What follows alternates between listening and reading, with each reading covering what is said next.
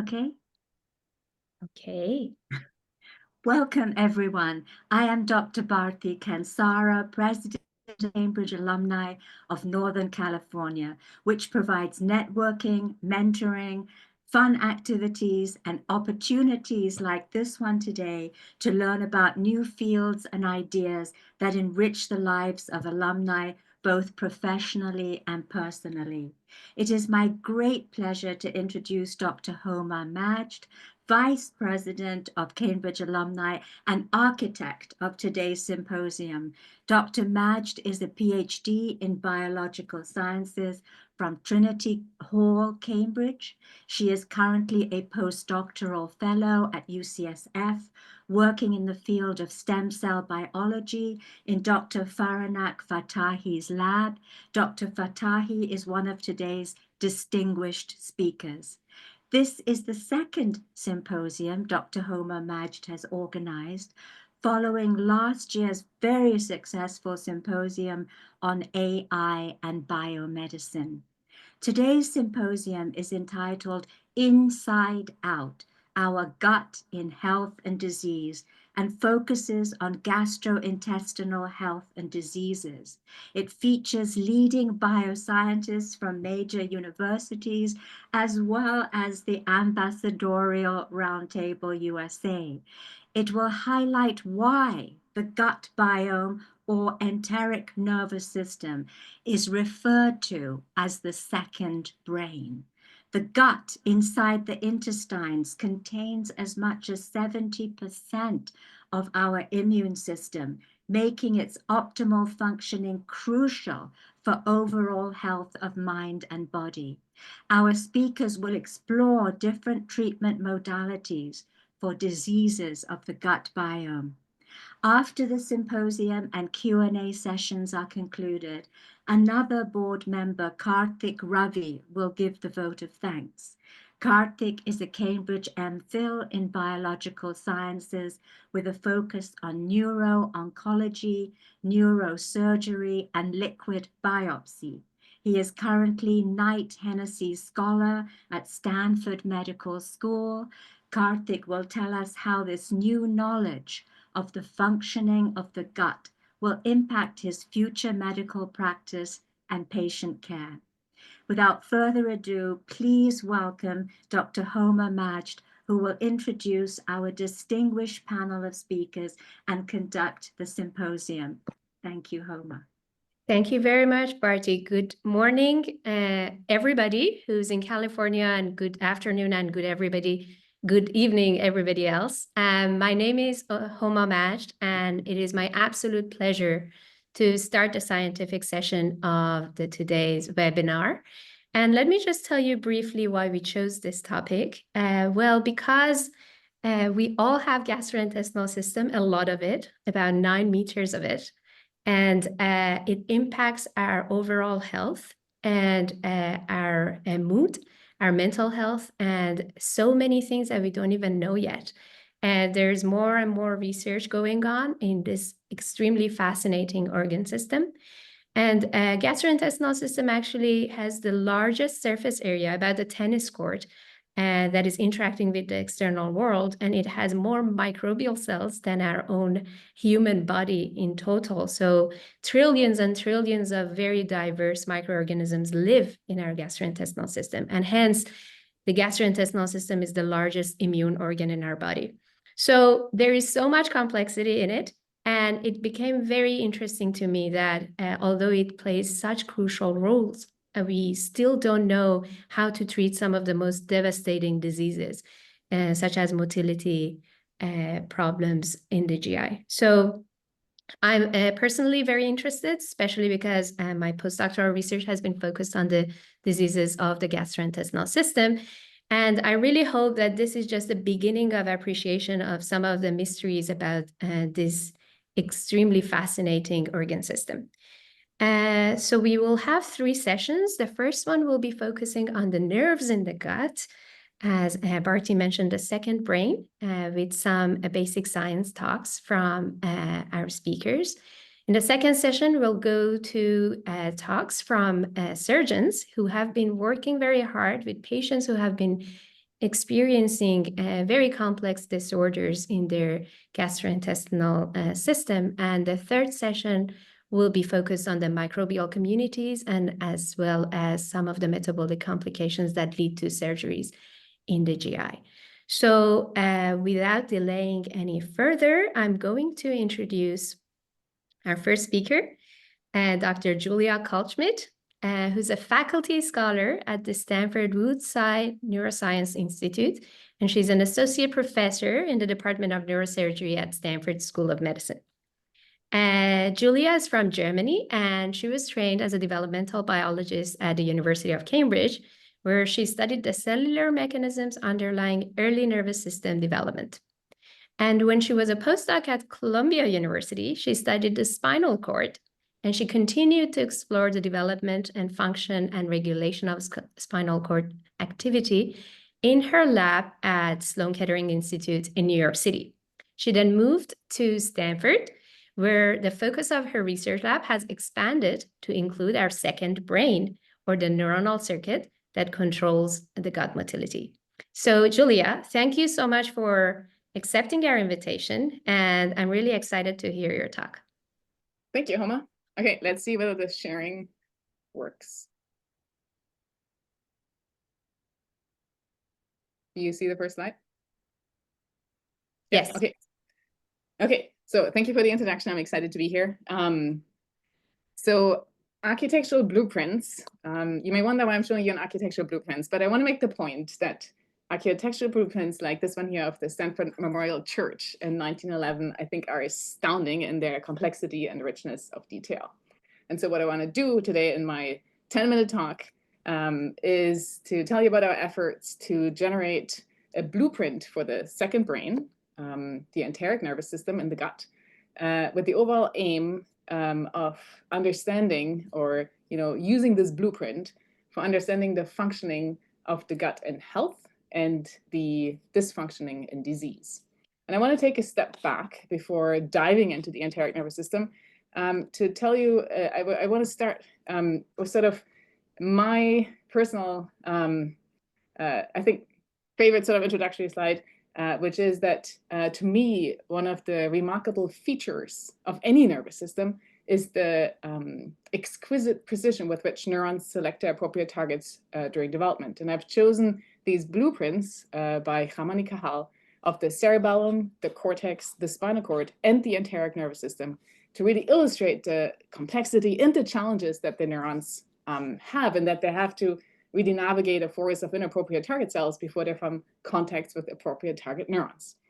And this sort of process of synapse formation, circuit formation can be subdivided into distinct regulatory steps. And so you can think about this as cell types or neurons acquiring an identity, a position. They have to then find their appropriate target areas, where they then select a target neuron, inhibitory neuron versus excitatory neuron, and then they form functional synapses. And so as Homa has alluded, we used to study this in the spinal cord.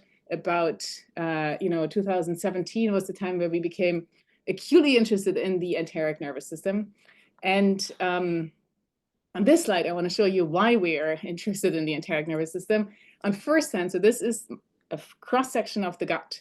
In green are neurons. The neurons are localized in layers. It's a layered system, and I'm going to tell you a lot more about this layered system. It is an accessible system, right? We have a gut tube. We can, look at it from the inside. We can do mouse genetics on the system. My lab primarily does mouse work. We can use high-resolution imaging techniques, and we can look at these guts, and I'm going to show you them in an ex vivo system and an in vivo system. So you can look at them also in live mice. In addition, understanding the enteric nervous system, and this is the entire symposium will sort of reveal that, of course, is that it's relevant for a large number of diseases, such as Parkinson's disease, autism, gastrointestinal diseases, and then also, for us, particularly interesting, spinal cord injury. Okay, so as Homa alluded to, there is, of course, the gut-brain axis. The gut gets input from the brain. But what I want to do is strip away all of this input and just look exclusively at the functions of the neurons in the gut. And this is literally what we did here. This is a mouse day 20 gut, which we've taken out of the system. We've put it into a solution that keeps all of the neurons alive. And we're looking at it actually function by its own. So we call this that the enteric nervous system is autonomous. It can function by its own. It can peristalse by its own. So here, this is the colon. You can see fecal pellets popping out at the end. Actually, the mouse has a rather large structure here, which is called the cecum. It contains bacteria that digest plant material. But we can use this assay, we call this the ex vivo colonic motility assay, to look at the peristaltic features of the gut. And I will come back to that at the end. Tell you a little bit about the enteric nervous system development. During embryonic development, we have the gut tube, and that gut tube gets populated from both ends by something that's called the neural crest, the vagal neural crest and the sacral neural crest. And the cell populations meet, and eventually they give rise to this two-layered neuronal structure, the cross-section that I showed you at the beginning. If you take a picture of that, you can see that these neurons, as I said, reside within two layers. The layer that's closer to this finger-like protrusions that we call the epithelium that projects into the gut inside, these control sort of the homeostatic control, blood flow, while the neurons out here in the outside layer, in the myenteric plexus, control peristalsis. And so what we became very interested in is the question of, are these neurons in this outside layer the same or different? What can we learn about them? What's their blueprint throughout the entire big region of the gut? So I've color-coded this here, but we say gut, but really there's small intestine, there's colon, there are different regions within the small intestine, different regions within the colon. And so we wanted to know, are neurons the same or different within these regions, right? So if you think about it, the small intestine has very different functions from the colon. There's going to be a different microbiome, there's going to be a different pH, right? We have nutrient absorption versus, really churning activity, water absorption in the colon. So that was the question. Can we identify the blueprint of the enteric nervous system? And we did this rather than doing a cross-section through the gut wall, as you've now seen. We did this by taking a bird's eye view. We wanted to see as many neurons as possible to see whether there's structure. And so what we did is we pulled off the muscularis, which is just this layer of neurons that is on the outside. And what we created is what we call a Homa Majd, right? So you can imagine, take the gut tube, you slice it open, you peel off the furthest outside layer, and then you look at the neurons and see, how are they organized? And this is what we saw. I remember I got goosebumps when I first saw this because, we came into the system thinking, well, maybe the neurons are all disorganized. Is there organization? Is there structure that will inform function? And so what you have here is one of these tubes sliced open. You have an en face view. This is the oral end over here. This is the up-oral end. And what struck me was that neurons are really organized into these stripes, right? So if you imagine that the bottom and top end go back together, you have rings that are lining your intestinal tube in the gut. And these rings are actually not continuous. They are, as you can see, they're discontinuous. They're these little islands that sort of together, make these stripes. And Laurie in my lab actually coined these islands mini brains. And so next time I want you to think about when you have breakfast or lunch or dinner, think about these like islands of mini brains organized into these sort of rings around your intestinal tube that are working together to generate the peristaltic flow from the oral to the up-oral end. And so coming back to my blueprint concept, what we then did is look at this, try to see whether it's different in different regions. And I'm going to really very briefly just go through these slides. I know I only have 10 minutes. So we find that there are differences in the duodenum and proximal colon. Right, proximal colon has a lot of neurons. There's a lot of churning activity there. We got some computational biologists and really identified a computational map for the different regions of the small intestine and large intestine. They all have stripes, slightly different. And now what we can do is use this blueprint and apply it to, for example, models of autism, models of Parkinson's disease. models of spinal cord injury to ask, is the organization different? So that was our, let's say our first big finding. And we went from there to sort of extrapolate different directions. And I just want to give you like little vignettes where we are going at the moment. We're interested in understanding how do these stripes develop, right? So in embryonic development, like earlier on, we have the cells all being disorganized and then they get organized. How does this happen? One of the signals that we're very interested in, I have 3 kids. We go to the zoo. I think about stripes all the time now. I see stripes everywhere, and I see them in zebras, right? So then I'm like, oh, zebras. Cats have stripes too. It turns out, total serendipitous. The person who looks at stripe patterning in cat coats is also at Stanford, Greg Barsh. We collaborated with him to ask the question, do actually the signals that mediate stripe coat patterning also mediate stripes in the gut? And it turns out it does. So I'm just giving you this one slide saying that there is conserved mechanism, appears to be, of this mechanism of stripe formation between cat coats and our cells within the gut. We, of course, also wanted to ask, are these stripes happening in humans? And yes, there's patterning in humans. For us, that's really relevant because we want to study something in mice that is also relevant for humans. And my last point is going to be, so I'm showing you stripes of all cells, right? Now, cells are not all going to be the same, right? We know that there are, for example, sensory neurons in the gut, motor neurons, interneurons. We even have a general scheme where we say, okay, if there's a stimulus in the gut, sensory neurons get activated.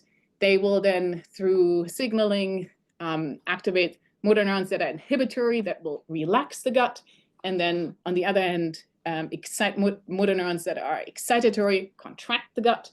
Right? We have a system in place. We don't know very much about this system, but we sort of know the basic players. And so what we'd love to do is get more specific knowledge about each of the different cell types. And we did this by looking at one cell type. I'm showing you an example here. These are, again, these fuzz views. You have the stripes in purple now.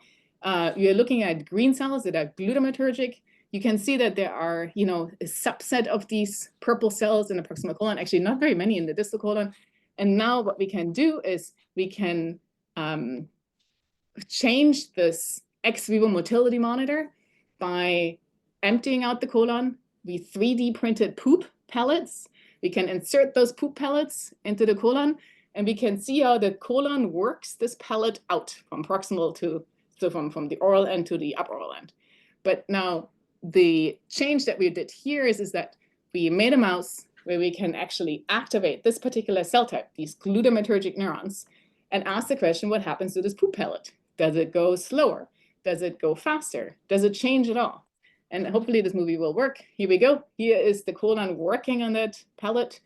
It's moving. You'll see once we have the activation of this particular cell type. And here it goes. And the moment it activates, it goes out, right? So to us, this is super exciting because we want to explore glutamatergic neurons as a sort of way to potentially, down the road, make a pacemaker for the gut, where in diseases such as, autism, or in, for example, spinal cord injury, we could use that to develop tools to make the gut work again. Okay, as a summary, I've shown you that neurons, now here in blue, are organized in these stripes. I've shown you glutamatergic neurons that are, when you activate them, can stimulate these stripes. We're really interested in stripe formation and neuron function and how this entire system is changed in disease. With that, I'm going to acknowledge my lab, who is fabulous. So in white here is my current lab, in yellow my previous lab, and I have always put little names in the bottom. I've presented work really from everybody, Lori, Ryan. We have great collaborators, and thank you also to the funding sources and to you. Thank you so much, Julia. That's very interesting. I just want to remind everybody that please do type your questions in the chat box. But Julia, I wanted to say beautiful images. It's very difficult to have such nice images of the nerves in our gut. I wanted to ask something.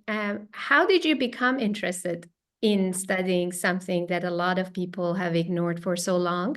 And many people don't even know that there is such an intricate network of beautiful neurons and non-neuronal cells in our gut that control all of these aspects independently of the brain.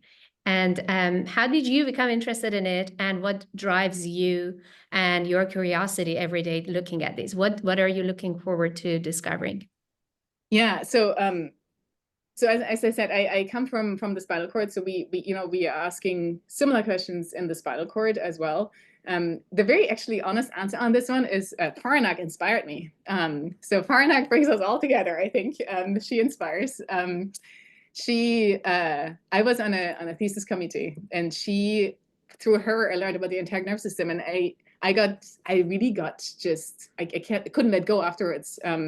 I was so interested. I was like, what is known about it? Where is the field? And I realized, I mean, how important it is really for disease, and so for our well-being, right? I think maybe the later talks will come to that, but the sort of the issues with, when I talk to clinicians here, the issues with gastrointestinal motility dysfunction are so large. And what I'm excited about, here at Stanford, we have now started several collaborations with bioengineers and material scientists to try to sort of get even more of a view into the gut, and potentially to stimulate specific regions, also in vivo. So that's what I'm really excited about.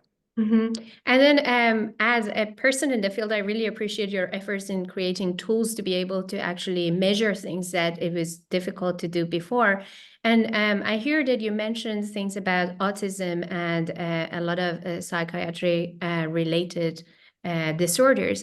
And I wanted to see, do you think that the changes that you might see in the nervous system, in the gut or our enteric nervous system, might be actually showing indications of these diseases ahead of the time that we see symptoms in the brain?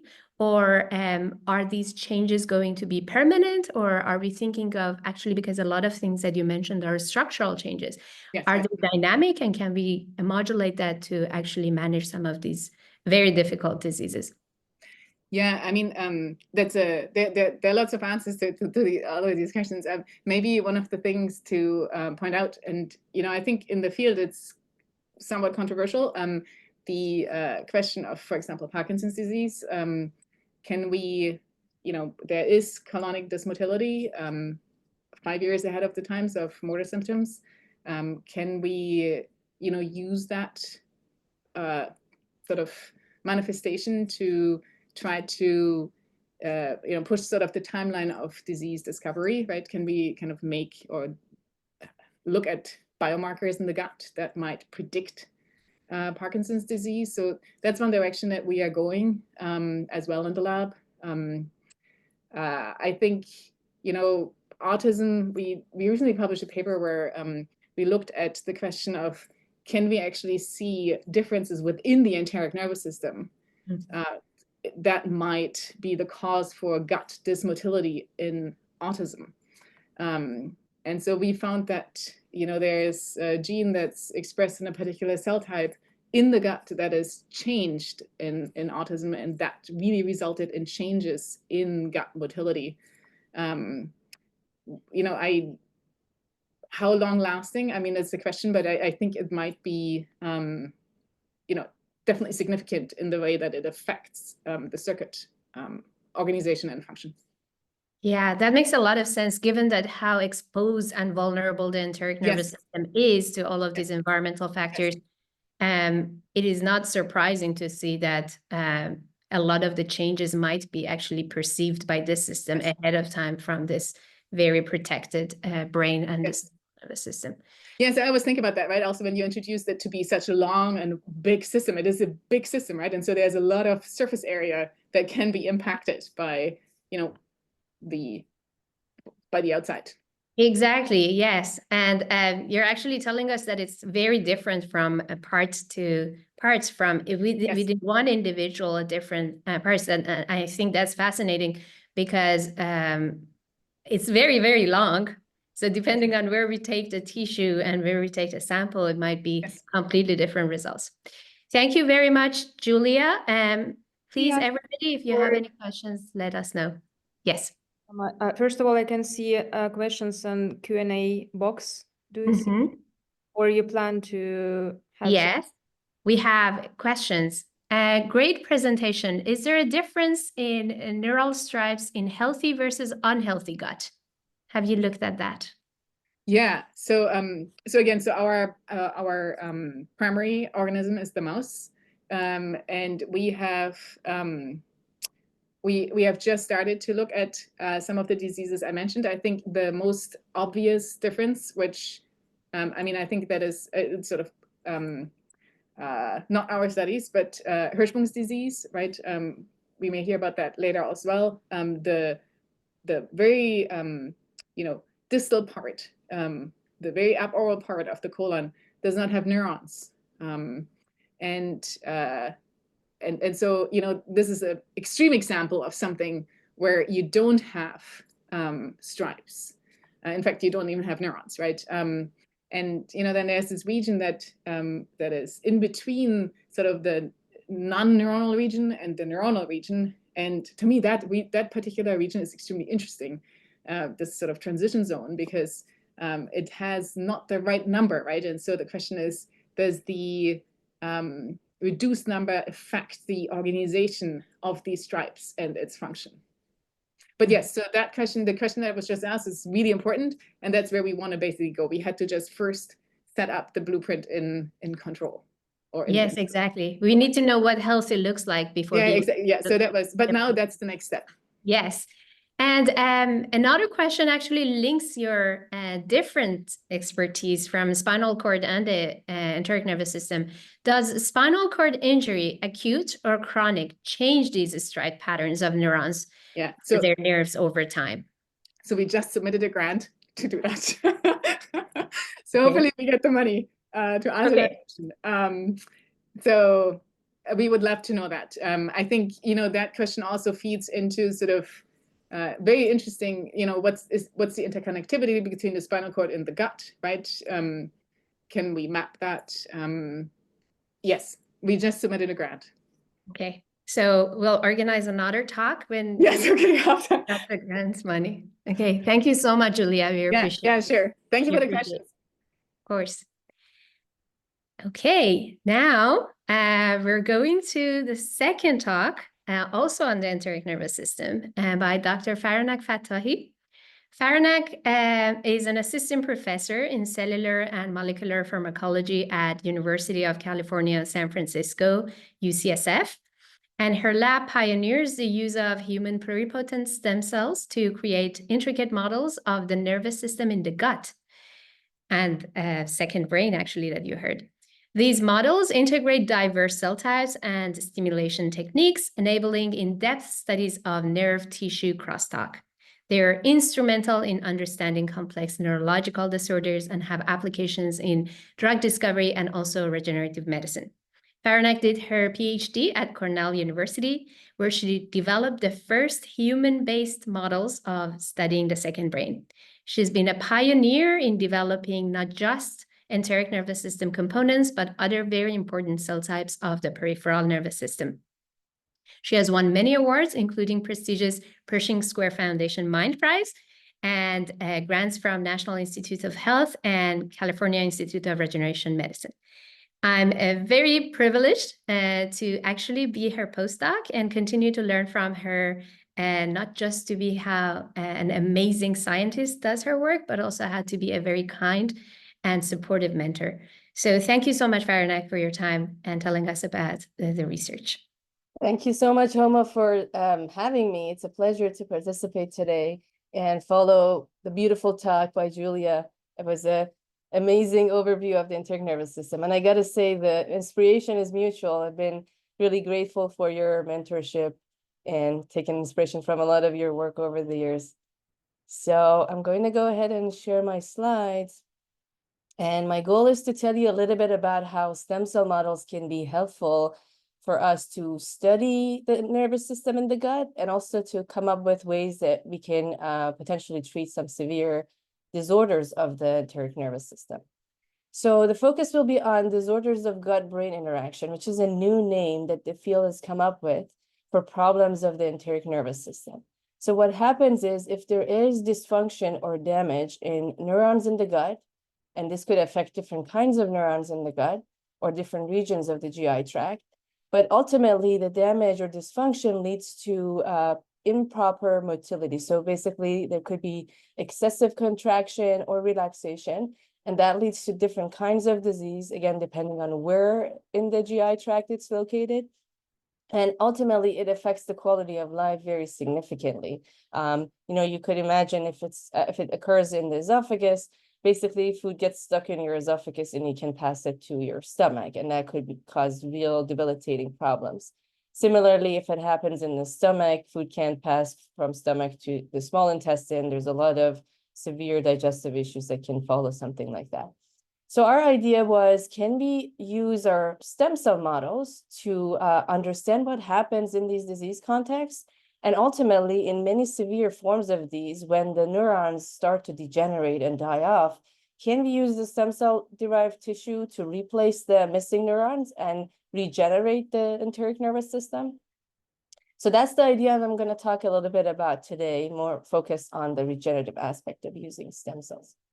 So the first thing we need to know is that when we think about stem cells and using them to understand a new system or a tissue or a cell type, is basically we follow the process of fetal development and how those cells are formed during embryonic development.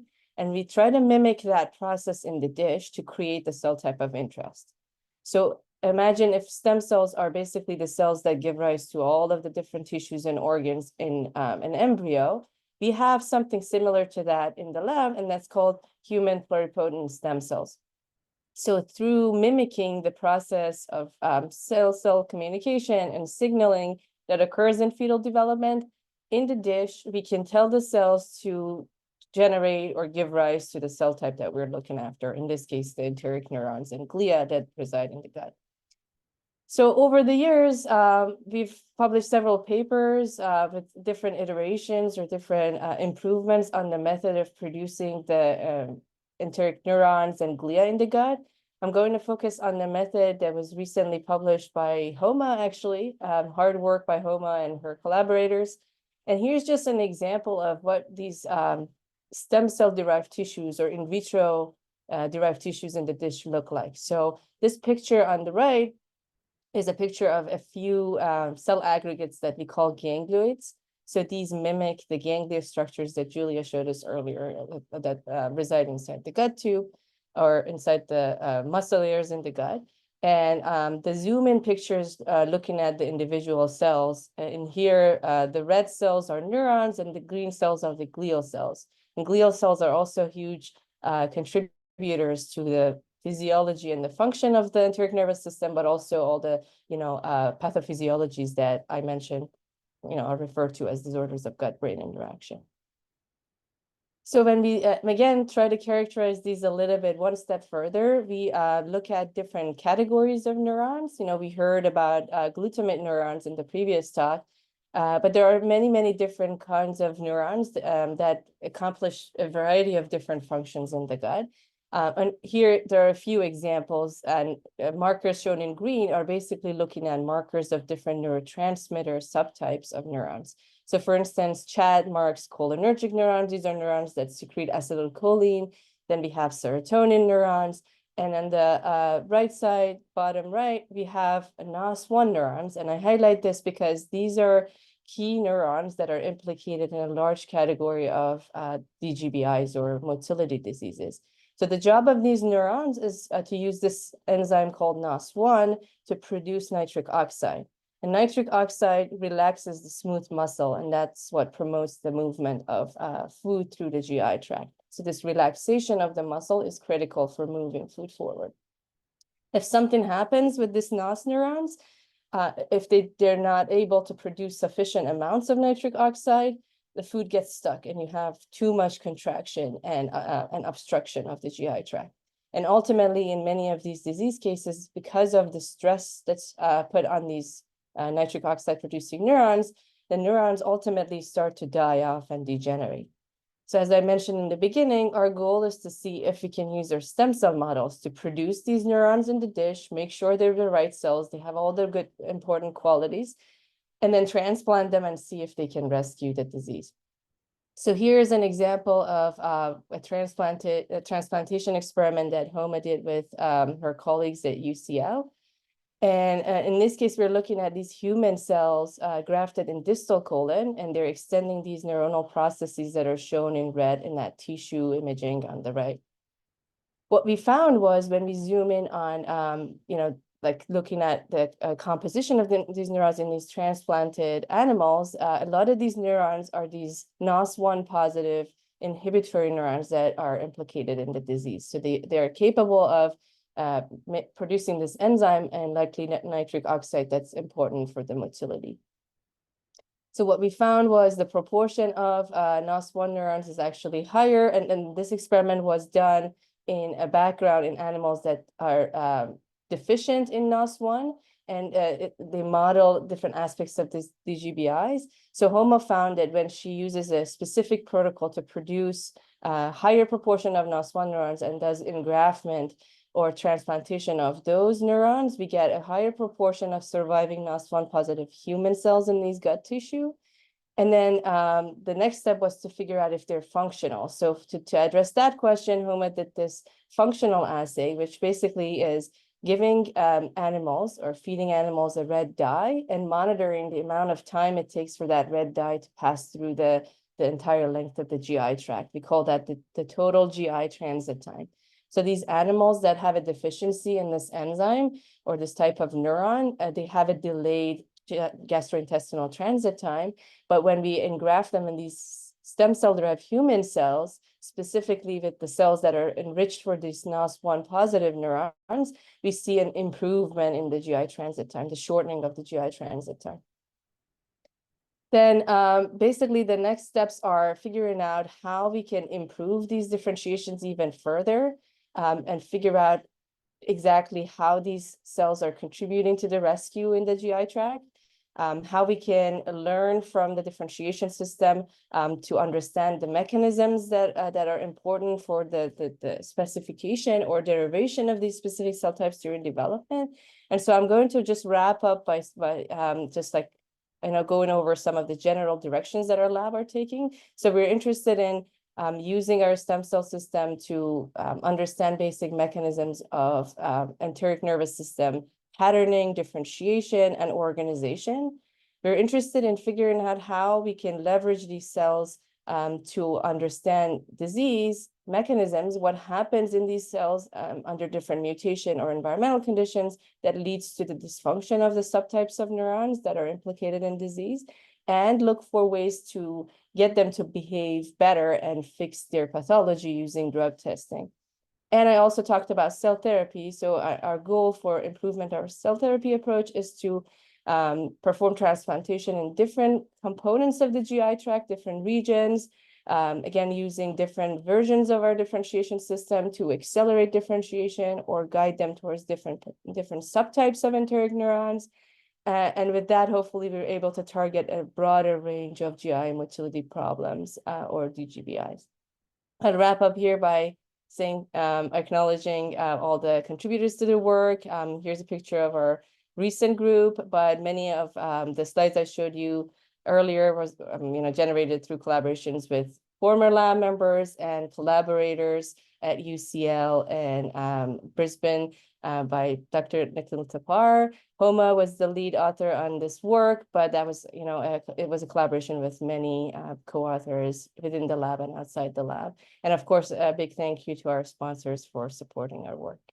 Thank you very much, and I'm happy to take any questions. Thank you very much, Faranak. I'll remind everybody that you can type your questions in the Q&A section. Faranak, I know some of these answers, but because the answers are very important, I pretend I don't know, and I ask them again. One of them is that why do you think it's so difficult technically to really understand the science? And this goes back to what Julia was explaining too, the science behind the healthy enteric nervous system function and also what goes wrong in the disease. So what are you asking, like, what are some general barriers to, technical problems? Yeah, so a lot of the issues were kind of covered in the previous Q&A. A lot of it has to do with the massive spread of neurons in tissue. You have a large nervous system that's completely interconnected, and there's connections between the nerves inside the enteric nervous system, but with the external nervous system too. And then you're like feeding a lot of information from different layers of the gut and the microbiome and metabolites. So there's so much going on that kind of like feed into the physiological function of the ENS. And when we think about tackling that experimentally in the lab, you have no choice other than to just focus on one tiny aspect of it and reduce it to like one ganglion at a time or one tissue region at a time. So going from these bits and pieces to the full picture is a big challenge. And another issue is when you think about a lot of the new technologies in genomics, cell biology, proteomics, molecular biology, we need a lot of starting material. And so you need to be able to isolate lots and lots of cells and, have pure subtypes to be able to do these types of large scale omics analysis or do screens. And that's really not possible to do with tissue derived samples. And that's what we're hoping to accomplish with the stem cell models, to fill that gap of like, well, they're not the in vivo model, but at least they can give us enough raw material to do some types of experiments that are currently impossible to do with in vivo derived tissue. So yeah, there's like lots of tool development that needs to happen and is currently going on, but we're hoping that some of the advances in single cell genomics and other technologies are getting us much closer to at least knowing where to focus or where to start to overcome these challenges. Yeah. Okay, thank you. Another question that I have is that how did you become interested in this field? Oh, that's a great question. So that was, my background was in, my PhD was in developmental stem cell biology. And so I was initially interested in neurocrest cells, which are the precursor cells that give rise to the enteric nervous system and many other cell types during development. And so my interest was how can, these progenitor populations diversify into so many different kinds of neurons and glia in the body. And that's how I initially got into the enteric nervous system. But then I fell in love with the unique physiological functions or features of the ENS, and I decided to delve deeper into the ENS more specifically. Yeah, that's right. And then if grants are not an obstacle, and if you have all the money and all the people that you can put on all the projects, what are the main things that you're really trying to figure out if basically there is no technical difficulty and the money problem for the research? I mean, that's a great question. There's just so many great answers. I mean, first of all, I'm going to team up with Julia and do the blueprint together.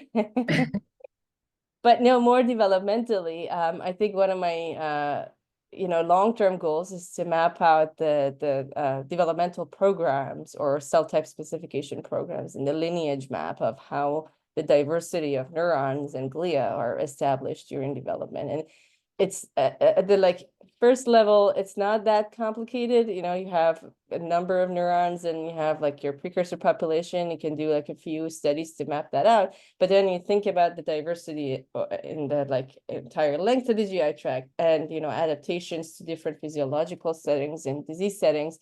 There's so much to unpack and kind of the question of how all these cell types emerge and how did they decide to become one cell type versus another cell type or communicate with one another. So that's my long-term goal.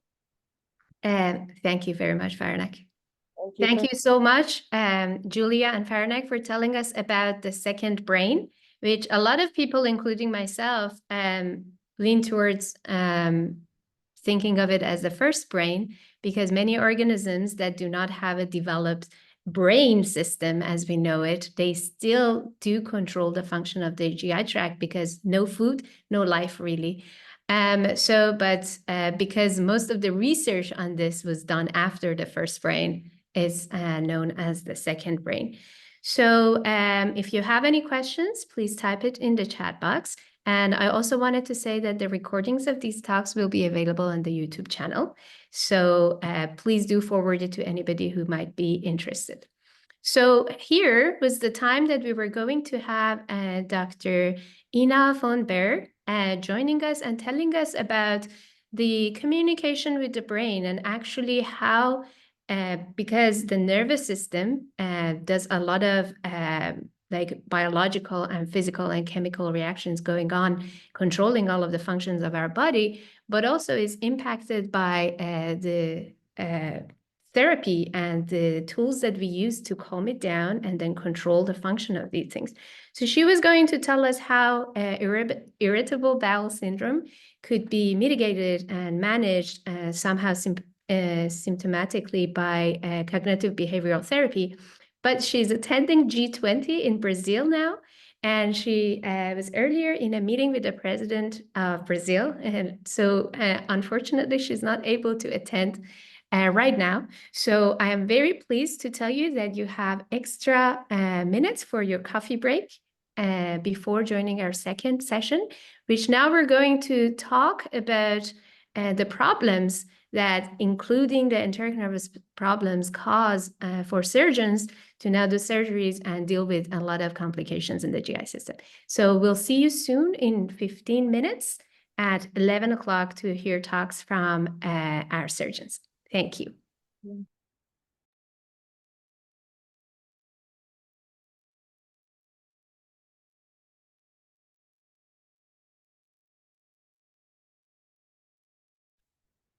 Okay, hello everybody.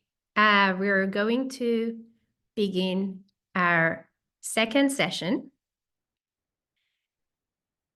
where we will have 3 amazing surgeons who have a lot of experience in dealing with individuals who have difficulties as a result of problems in their gastrointestinal system. So I am going to introduce our first speaker, Dr. Evgenia Pimenova. She is graduated from the pediatric faculty at Saratov State Medical University in Russia. And that's where she also received her PhD degree. And she further specialized in pediatric surgery and taught at medical universities in Saratov and Moscow. She has extensive experience in treating children with congenital bowel diseases. And she was one of the first to use botulinum toxin in children with hypertonic anal sphincters. And after she relocated to the United States, she's fully transitioned to research. And she's been developing novel stem cell-based therapies for diseases of the gastrointestinal system, including Hirschsprung disease. And she's going to tell us more about this disease, which is very, very, very devastating.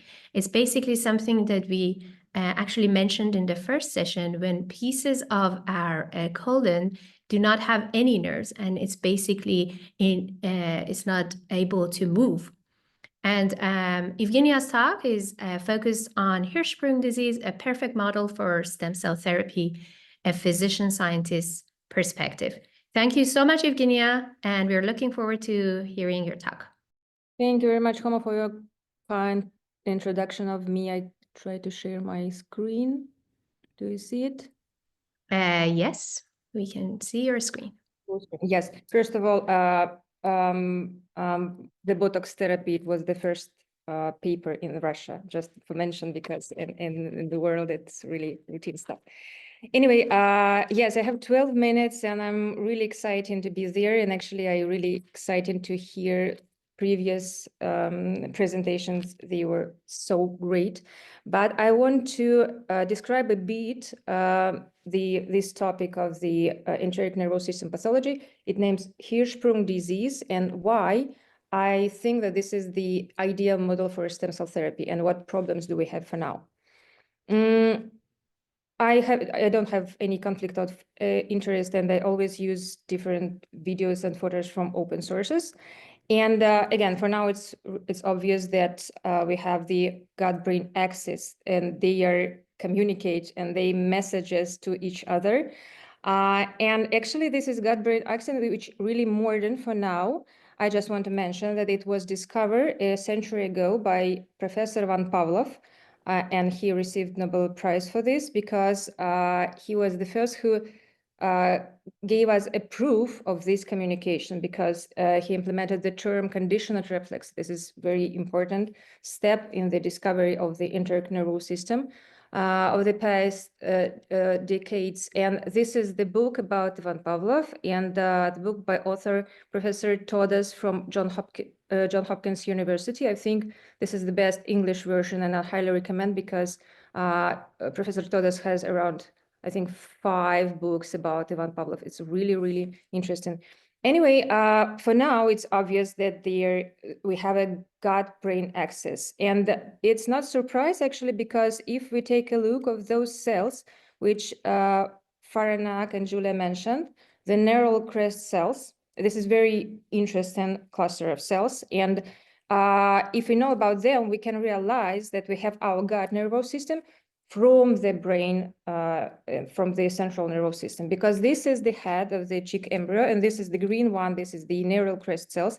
They're absolutely amazing guys. Here you can see that they can move during the embryo period, and this is the most important thing, because they create a lot of stuff, a lot of cells, including, for example, part of heart cells, cartilage, our pigment cells in our whole skin, covering the whole organism.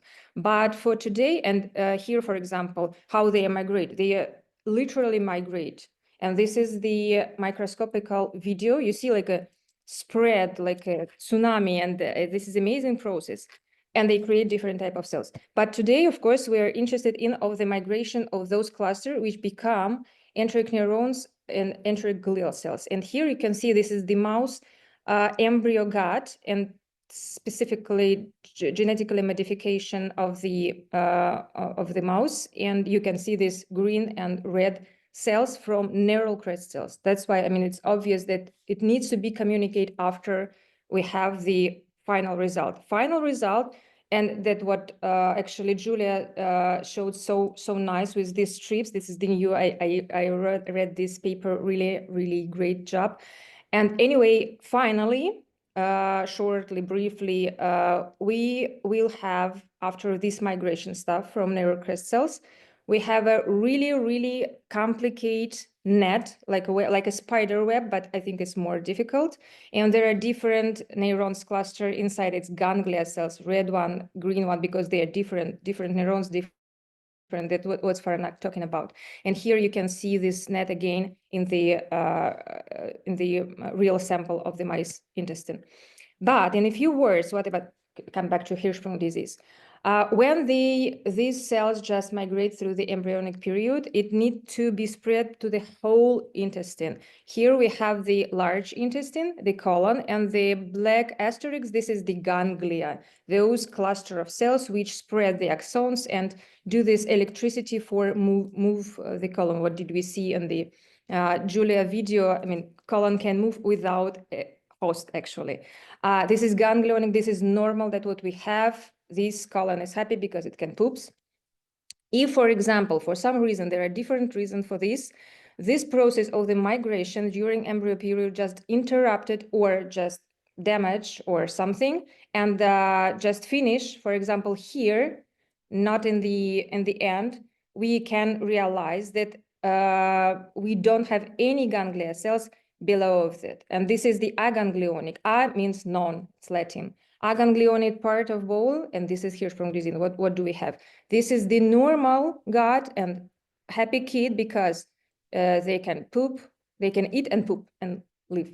And this is the Hirschsprung disease. Unfortunately, because of this aganglionic part, they cannot poop. They need to have some enema or something to go through this aganglionic part to reach the feces, to flush it, and we have the dilation of the colon. We can see bowel distension, big belly, and we can see vomiting, for example. And unfortunately, we can see the really weird inflammation because of that aganglionic part.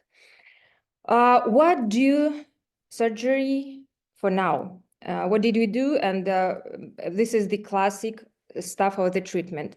We can only just cut this bad colon, but actually it's not really bad. It just doesn't have any ganglia and it's spastic. And stitcher the normal gut with the anal channel. Unfortunately, of course, we can have some complication after surgery. And unfortunately, sometimes these aganglionic stuff, not for the small part of the colon, but the whole colon. And we need to remove whole colon or the whole GI tract. And it's really a huge problem. What do we want? And what do I want, for example? And I'm really glad that I'm part of it for now, because the point is that we can create the neurons, enteric glia, different types. And that's what Faranak showed us in the previous presentation. We just need to have stem cells, different type, and have this, the red one, magic liquid for create the major neurons and glia. We have these tools. And here, for example, I can show the lab beautiful pictures. This is the stack of the microscopy. We can see a lot of glial cells, and you see the axons which spread, and they are functional guys. They can provide the electricity. And for example, this is my best, the left one. I think this is the most beautiful picture, because this is, you see how there are a lot of them. It's around maybe 1 or 2 weeks in the Petri dish. And after that, you can see this one, they are spread and become functional. Or this one, here we can see the green one. This is the glial cells. Glial, the most important things, because it's like a babysitter for neurons. If you don't have glia in the gut, the neurons will die. It's in a few words. And here you can see the purple, it's the neurons, and the green one, this is glial cells. We can do it, what we want. I mean, theoretically, it's so obvious and so easy in our mind, but it's really difficult in real life. We can put these neurons into the gut, for example, through injection, and we want to receive this spread and migration and, in this case, resolve this problem. That's the point. What the problem in real life, because unfortunately, it's not really simple process, this migration and becoming the neurons. And we know there are around 14 types of neurons into the gut and around 7 types of glial cells. And they are communicating in a different way, and we don't know in which way exactly. We have a bit small of puzzles, not a holistic view of the puzzle. But if, for example, sometimes that's what I really hope of this, we can complete this puzzle, this type of patients will have a chance to avoid the surgery, especially those one with, the total aganglionic. It will be really nice. And actually, because this is the ideal model, we do not have any ganglia, but there are a lot of disease where ganglia exist, but they are not really good. They're small or large or just not so functional as we want. And if we find something for Hirschsprung disease, for me, the Pandora box will be open, because we can treat all this stuff. I hope I am on time. This is the lab where I work today. This is Faranak Fattahi Labs. Actually, I want to mention she was the first who used the human stem cells for transplanting to the animal models, and she opened these possibilities to understand to discover and investigate the human cells in the different type of model of the diseases, the Hirschsprung disease, actually. And this is QR code for our website. This is the sum of guys from lab. They are absolutely brilliant, and I'm really happy that I am here. And I'd love to hear next presentation, because actually Professor Bischoff and Professor Peña has absolutely amazing experience. You cannot compare it with me, with the surgery of these patients, and I'm sure that they have to tell something about this. Thank you very much. Thank you so much, Evgenia. I just wanted to tell everybody, if you have any questions, please type it in the Q&A box. I have some questions for you. How did you become interested in continuing in the research side of this story, given your experience working with the patients? Yeah, actually, I just maybe a few years ago, I just realized that this Hirschsprung stuff and this question about Hirschsprung disease and stem cells, it was my question when I first time just heard about Hirschsprung disease. I was at medical school about 5th grade, and we had the classes of pediatric surgery, and teacher just demonstrated this aganglionic stuff and all this stuff. And I remember that I thought, wow, it's so pity we have a good colon. I mean, it's okay. It's not some necrosis or damage or something. It's a good colon, just only about the neurons. Maybe we can put the neurons inside. It was 20 years ago. And actually, I think at that time, it was the first experience in general about with mice transplantation or something at that time. But at those times, I thought it's absolutely impossible. It's a cosmic stuff. Never, never, never. But I just come back to this to think about it every time. And when I had my students, for example, we always, when we have a topic in our class about Hirschsprung disease, we always discuss the new possibilities of treatment. Of course, it's difficult. Of course, not for all patients, but it's really good opportunities. That's why when I decided to switch from the patients to the research, I always had research in my life, but for now, I just decided I need to choose because I cannot sit on the 2 chairs. Actually, it's really hard. And I'm really happy that I choose for this. And I'm really happy that I joined the lab, which just all people just crazy about the ENS. Yeah, I think that because of that. But of course, my topic, not only Hirschsprung disease, but I think it's my favorite. Yeah. Evgenia, I also wanted to ask you, now that you're working on developing hopefully stem cell therapies for these children, when do you think this will be available realistically for people to be able to receive cell therapy as one of the sustainable ways to deal with this condition? Great question. Fortunately, several labs, actually all over the world, I think it's around less than 10 labs who just precisely investigate the Hirschsprung stuff and stem cells. Some of them do it through the 15, 20 years. And I will be really happy if, for example, they start sometime, because as I understood, this is really, really a long process, including the paper process to switch to the human. Because of course, we need to be 100% sure that these stem cells become in a very good result, not after the transplantation, but after years. And it's really difficult to see it on the, for example, in experiments. But I hope, and I think it seems like next decade, someone just try with human, because for now, for example, it's some human explants when they grab the human tissue and then petri dish just put the neurons, and it works very good. In animals, it works very, very good. That's, I mean, we just hope, but I don't know exactly when. Mm-hmm. And I also wanted to ask you, how common are these conditions, and all the diseases that you mentioned afterwards would also be appropriate to try the stem cell therapy for? Like, what proportion of the individuals who come to the clinic, which are majority pediatrics cases, can benefit from these technologies? About the epidemiology, I think Professor Penny and Bischoff for sure can describe their own experience, but I think it's around 1,000 to 5,000 live births. And again, they will describe more precisely. But again, about the stem cell therapy, for sure, it's not for all patients, because, for example, if we have the classic stuff, those what I showed with the short one, of course, it's really hard to decide for another treatment when you have a routine procedure which works. But for those one, for example, with this total aganglionosis or total GI aganglionosis, because these patients, for example, they need parenteral nutrition through the vein, intravenous, whole life. Of course, it will be another decision, but we will see. Thank you. We also have a message from Moscow, and they just say, I just hope we can use it in practice. Impressive, and her name is Linara. Yes, I know Linara. She's the head of department and colorectal surgeon. And yes, I really hope that sometimes we can collaborate. Thank you so much, everybody. There is a message. I don't know if you can see it in the chat box.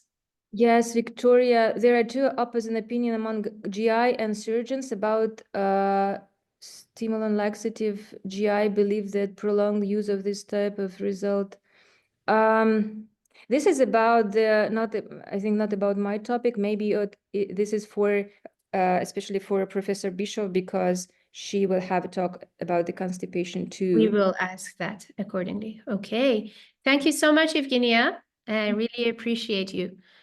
Now that we know more about Hirschsprung disease and the problems that require surgeries, it's my pleasure to introduce Dr. Andrea Bischoff. She was born in Rio de Janeiro in Brazil and attended pre-med at University of Maryland in the US and Medical University in Brasilia, Brazil. She did general surgery and pediatric surgery before doing a research fellowship and pediatric colorectal surgery fellowship in Cincinnati Children's Hospital.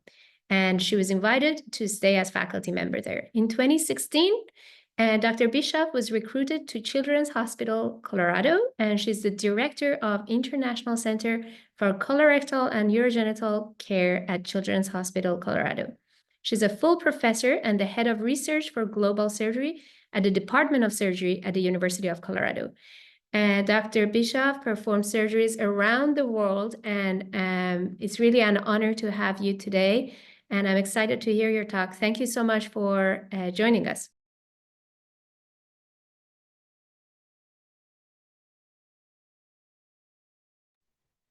Thank you very much. It's a pleasure for us to be here.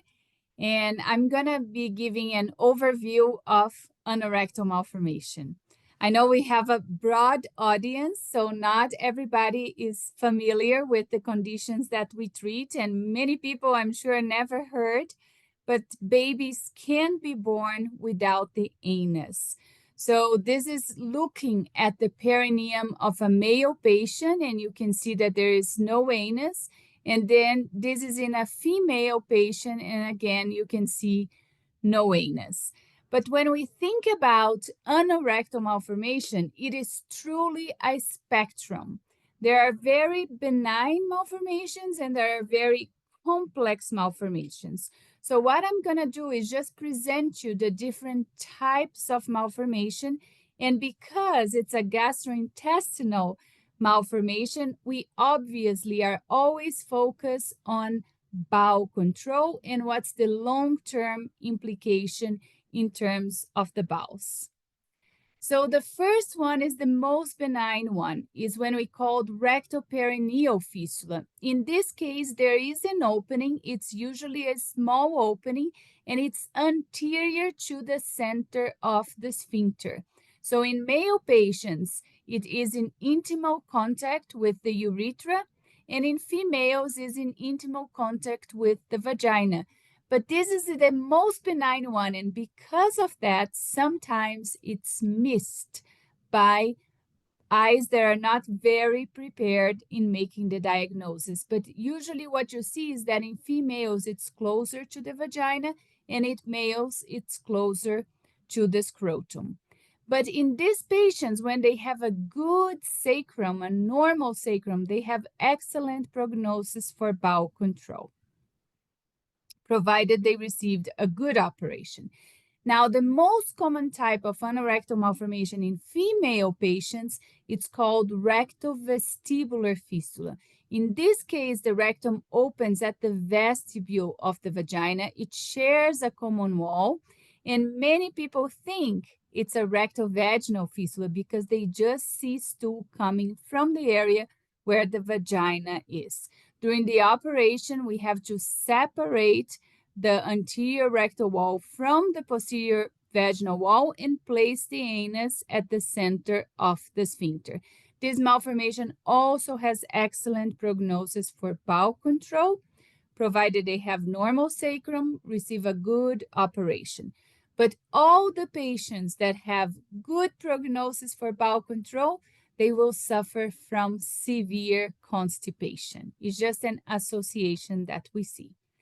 This is only the true imperforate anus. Many people call anorectal malformation imperforate anus, even though in reality, the majority of the malformations are not imperforate. They open somewhere. But this is a malformation that it's truly imperforate. The rectum is blind. And we don't know why, but it's more common in patients with trisomy 21, Down syndrome. Again, good prognosis, severe constipation, provided they have a normal sacrum and receive a good operation.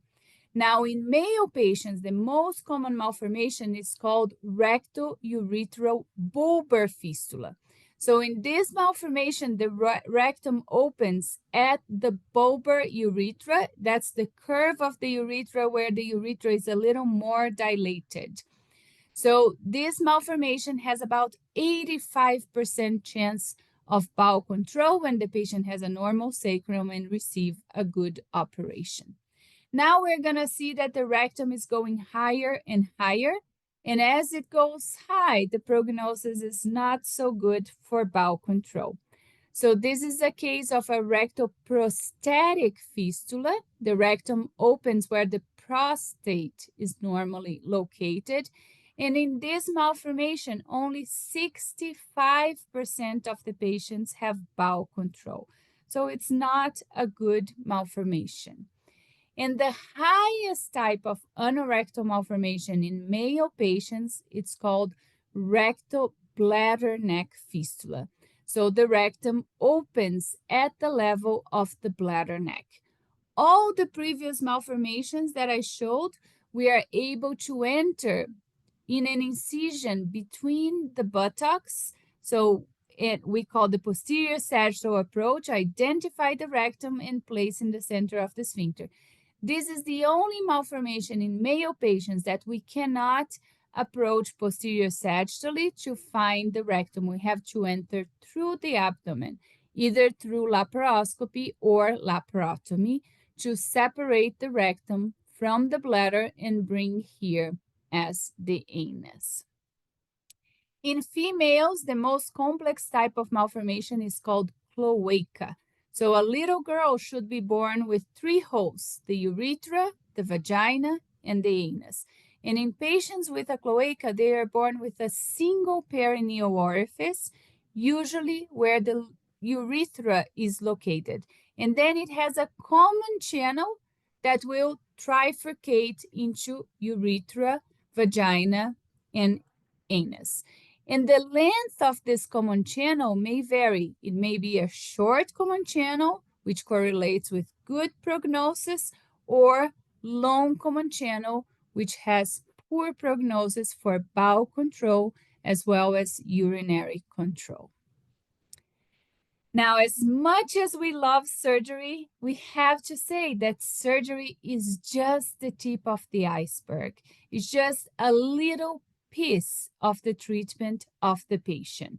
The largest piece comes with the long-term follow-up, and it's actually assisting in the bowel function. So as I mentioned, the prognosis of bowel control will depend on the type of malformation and the quality of the sacrum. We also want to know if the patient has tetrachord or not. So how do we determine if the sacrum is a good sacrum or if it's not a good sacrum? We do a simple sacral radiograph, and then we're going to measure the sacrum so we obtain a numerical value. So what we do is we get an AP film and a lateral film, and we draw a line in the direction of the sacrum, the top of the iliac crest, the sacroiliac junction, and the last bone that we can see. And we're going to divide those lines, BC by AB.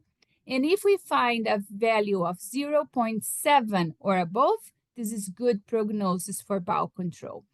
If we find a value of 0.4 or below, since day one of life, we know the patient will suffer from fecal incontinence. And we do the same measurement on lateral view because the sacrum may have angulations. So if it's a sacrum that it's angulated, the AP view may give a false impression, and the lateral view would be the most true one. Now, as I mentioned, it's a spectrum. The good prognosis will suffer from constipation, and about 25% of our patients will suffer from fecal incontinence. At birth, we are all fecal incontinent, so it really doesn't matter. We are all in diapers. But at the age that other children are out of diapers, we want our patients to also be out of diapers. As I mentioned, good prognosis, we're gonna treat them with laxatives because they suffer from severe constipation. Poor prognosis, we're gonna treat them with an enema to keep them artificially clean for stool. For laxatives, I saw that there was a question. We have to determine what's the amount of laxative that each patient needs to empty their colon on daily basis and stay clean in the underwear. For enemas, what we do, I apologize for the very graphic animation, but what we do is we insert a Foley catheter, inflate the balloon, and then we pull it back to act as a tampon. Then we're gonna infuse the solution that we use normal saline with some irritants, so usually liquid glycerin, and we're gonna mechanically clean all the left colon and the rectum. And because they are clean, the patient will be clean in the underwear because it will take 24 hours for the stool in the right colon to reach the rectum again. And at that time, we're gonna be giving the enema again. So that's how simple we keep our patients artificially clean. And as they grow older, it's a little hard to give enema themselves. So for the patients that want, for quality of life reasons, we can offer what we call a Malone procedure, when we connect the appendix to the umbilicus in an almost invisible way. The patient can sit in the toilet, pass a tiny tube through the belly button, and give the enema in an antegrade fashion from the beginning of the colon, and it will come down. This is not more effective than rectal enemas. It's just a different door to deliver the solution. Those patients, I know I have very short time, so I couldn't talk too much, but they have other associated conditions, so they need a multidisciplinary team. And currently, what we've been working very hard is transition of care because the patients are now adults and the adult colorectal surgeon is not familiar with the congenital conditions that we treat. So we're working very hard to provide appropriate care for those patients. So this is what I had, and I'm happy to answer any questions. Thank you very much, Dr. Bischoff. That was an excellent overview. I actually didn't know myself about all of these different varieties. I'm curious, how common are these conditions? And with your experience working internationally, can you please tell us an idea of a patient who's born in the US, for example, with such a condition versus somewhere else? And what are the problems that as a world we are facing right now, depending on where we were born? Well, you just touched my heart because that's my area of passion. So number one, this condition happens 1 in every 5,000 patients. In the United States, we can expect about 700 newborns per year being born with this condition. So it's rare, but not that rare. In the United States, if a patient is born, currently we have been working to try to diagnose prenatally, because with good imaging, we can see that the anus is not there. So the parents can make the right choice of where they want to deliver in a place where there is a pediatric surgeon. In the majority of the cases, 24 hours after birth, after having screened for all the associated anomalies, the patient will get a colostomy. Once the patient has a colostomy, then the next step will be to study the anatomy in preparation for surgery. So we believe those patients should be treated in specialized centers, because if you divide the number of patients by the number of surgeons in the United States, maybe a surgeon is doing 1 case per year, which is not enough. Now, when we think about globally, unfortunately, there is a lot of disparities in the care for these patients. And we feel that colorectal is almost an abandoned area. So we work really, really hard to try to improve care everywhere. We're just finishing our first global initiative in research to try to determine if the screening of these patients is being done correctly, whatever the patient is born. So I think there is a lot of work to do, and those conditions are more common in poor countries. That's very unfortunate. And thank you so much for actually doing all that you can for helping these individuals. I'm also curious, you mentioned that some of these abnormalities are linked to other syndromes, for example, trisomy 21. And are there other malformations in these patients, not necessarily in this particular syndrome, but patients who are experiencing malformations that you described, are there linked to any other problems that they developmentally experience in other parts of their system? Yes. So the association happens like they can have vertebral anomalies, they can have cardiac anomalies, about 30% of them, and just 10% are hemodynamically important. About 50% of them have urological conditions, hydronephrosis or absent kidney being the most important one. And 25% of them have tetrachord. So when the baby is born, it's our job to screen for all those associated defects. I see. I understand. Thank you.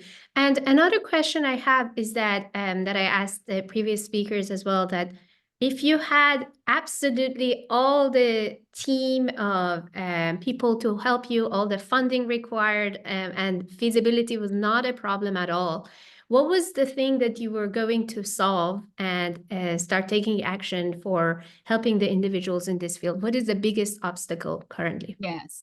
So I think it's not an obstacle, but if I had all the money and all the researchers in the world, I would try to control bowel movements with drugs. So a pill that you can stop bowel movements and another pill that you can provoke bowel movement.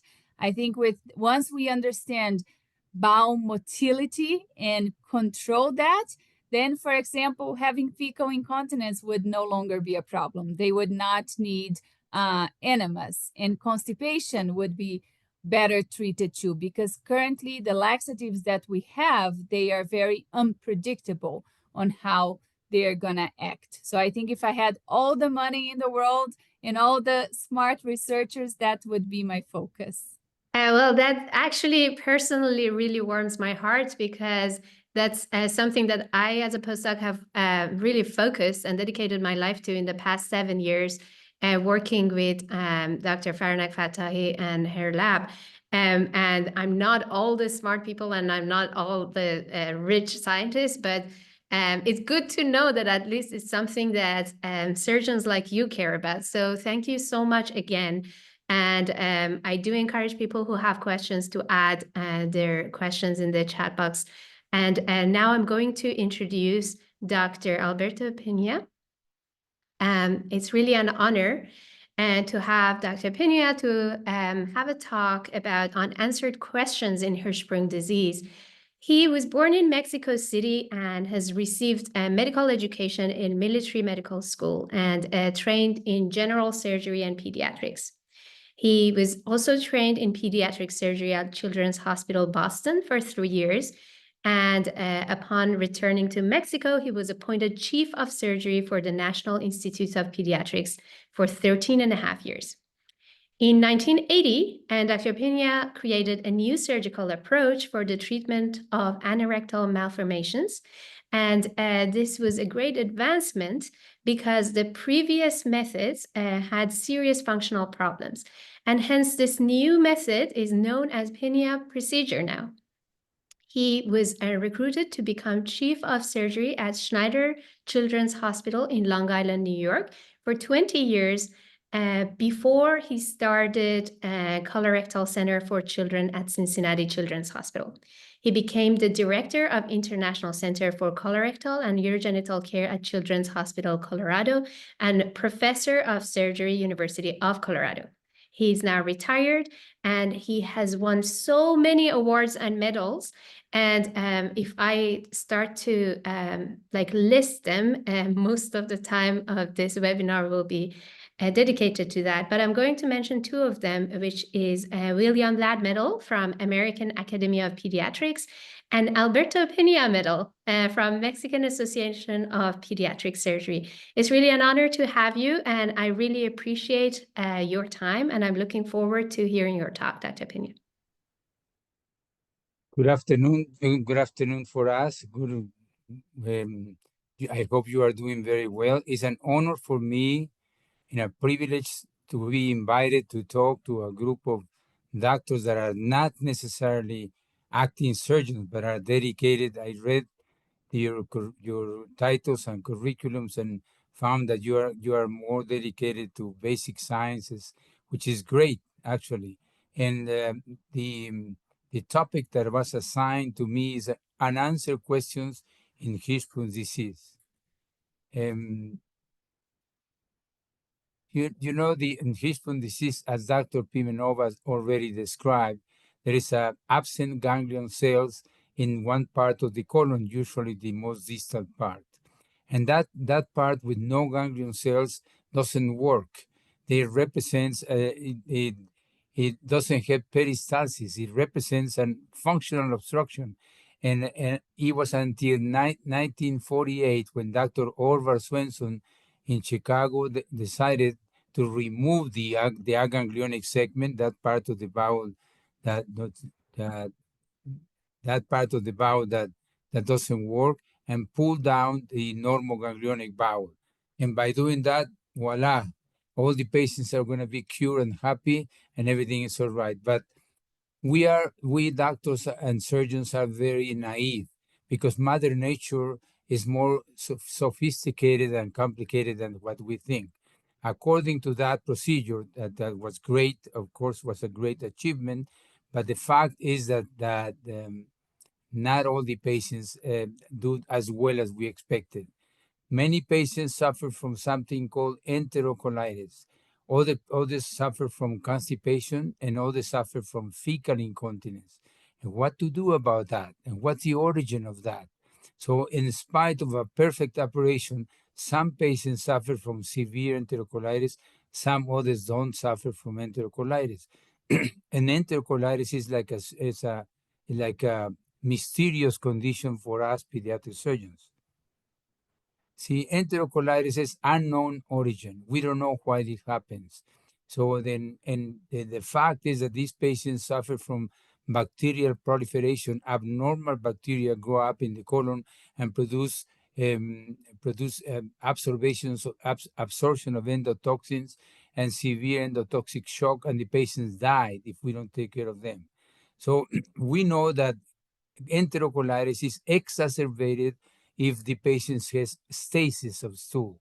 If they usually have liquid stool that accumulates in the colon, and for some reason, that colon, normal ganglionic colon, doesn't expel that liquid stool, and then the bacteria grows. But in addition, we suspect, and then there's some studies about that the patients suffer from some abnormal mucosal immunity. There's something is wrong with the mucosa of that colon, even normal ganglionic, but the fact is that allows the overgrowth of bad bacteria. And if we manage to irrigate, to empty that liquid stool that has abnormal bacteria, the patients get better. We also know that enterocolitis is more common in the early part of life. As the patient grows up, the incidence of enterocolitis is less and less. We don't see enterocolitis in patients, adolescent patients. So the question is, what is the origin of this? And it's to PhDs, basic scientists, associated with ambitious pediatric surgeons like Dr. Pimenova to give you ideas as to what to do, investigate this, and come up with an answer for this mysterious condition.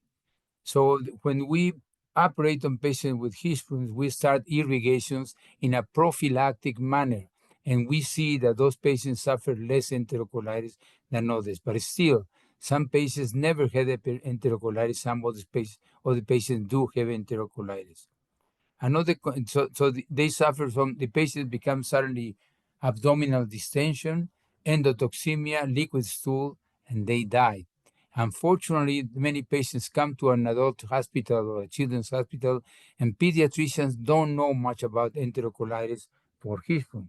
They confuse enterocolitis with enteritis, gastroenteritis, and they think it's the same. It's completely different. This is a potentially lethal condition, and surgeons we make the mothers of our patients paranoid against enterocolitis. If it's a Friday night, the baby becomes distended, we teach the mothers how to do irrigations because that saves the baby's life.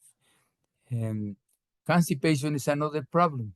Supposedly, if we take a normal ganglionic, a piece of bowel with normal ganglion cells, and pull it down, the patients will not suffer constipation because the normal ganglionic has normal peristalsis.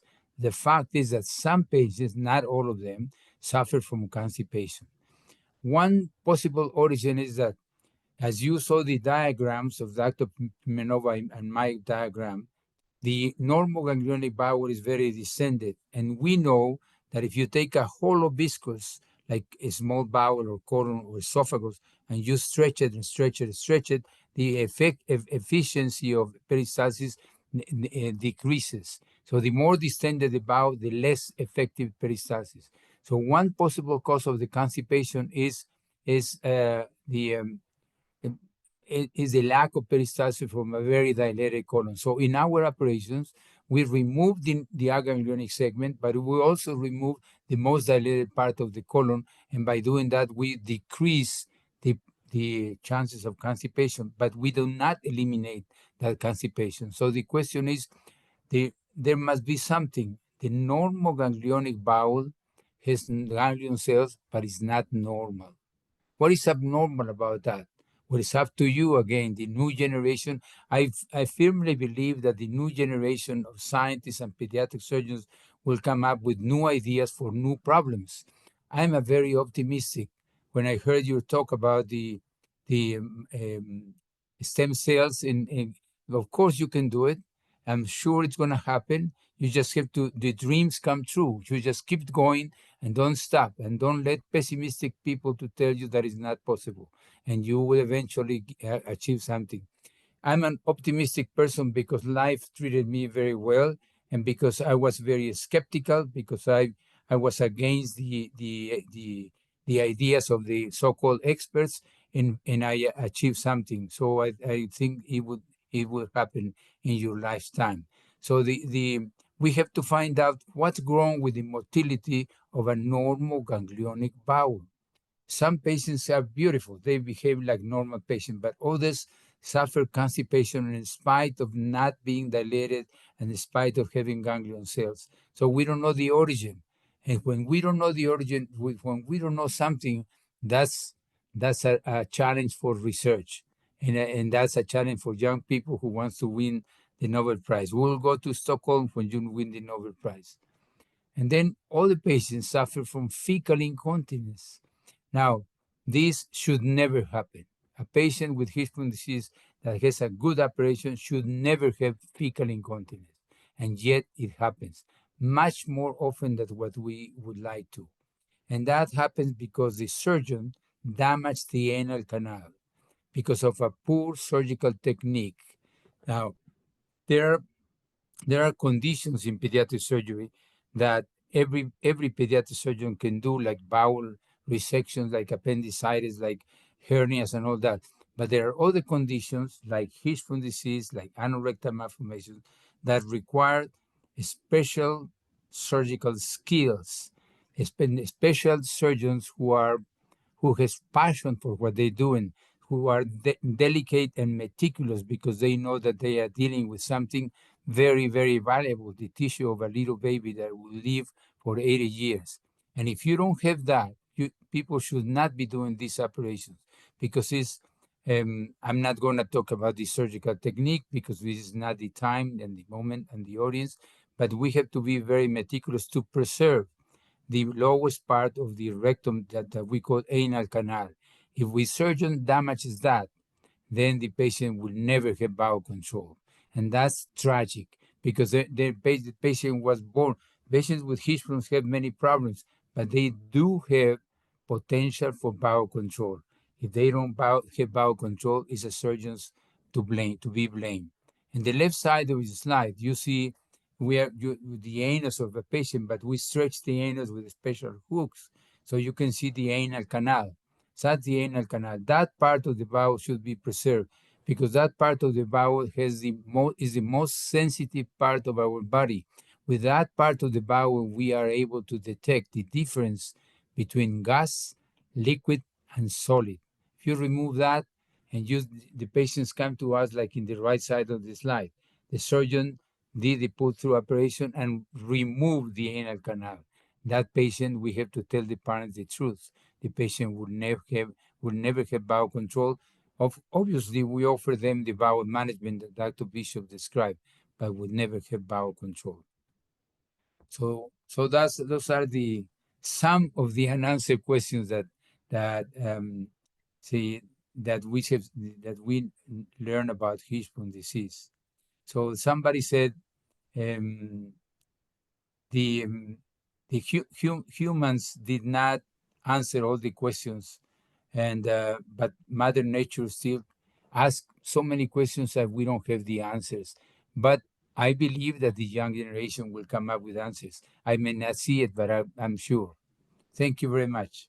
Thank you very much, Dr. Pena. It's really great to hear about all of these because a lot of people might think that if there's a malformation and you do the surgery, the problem is solved. But looking at these complications actually tell us that how difficult even the years after the surgery can look like for these patients.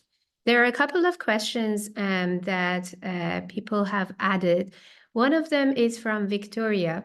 There are two opposing opinions among gastroenterologists and surgeons about stimulant laxatives. Gastroenterologists believe that prolonged use of this type of laxative leads to dependency and reduced intestinal motility. As a result, after long-term use, the dosage of such laxatives needs to be increased, and eventually it becomes ineffective.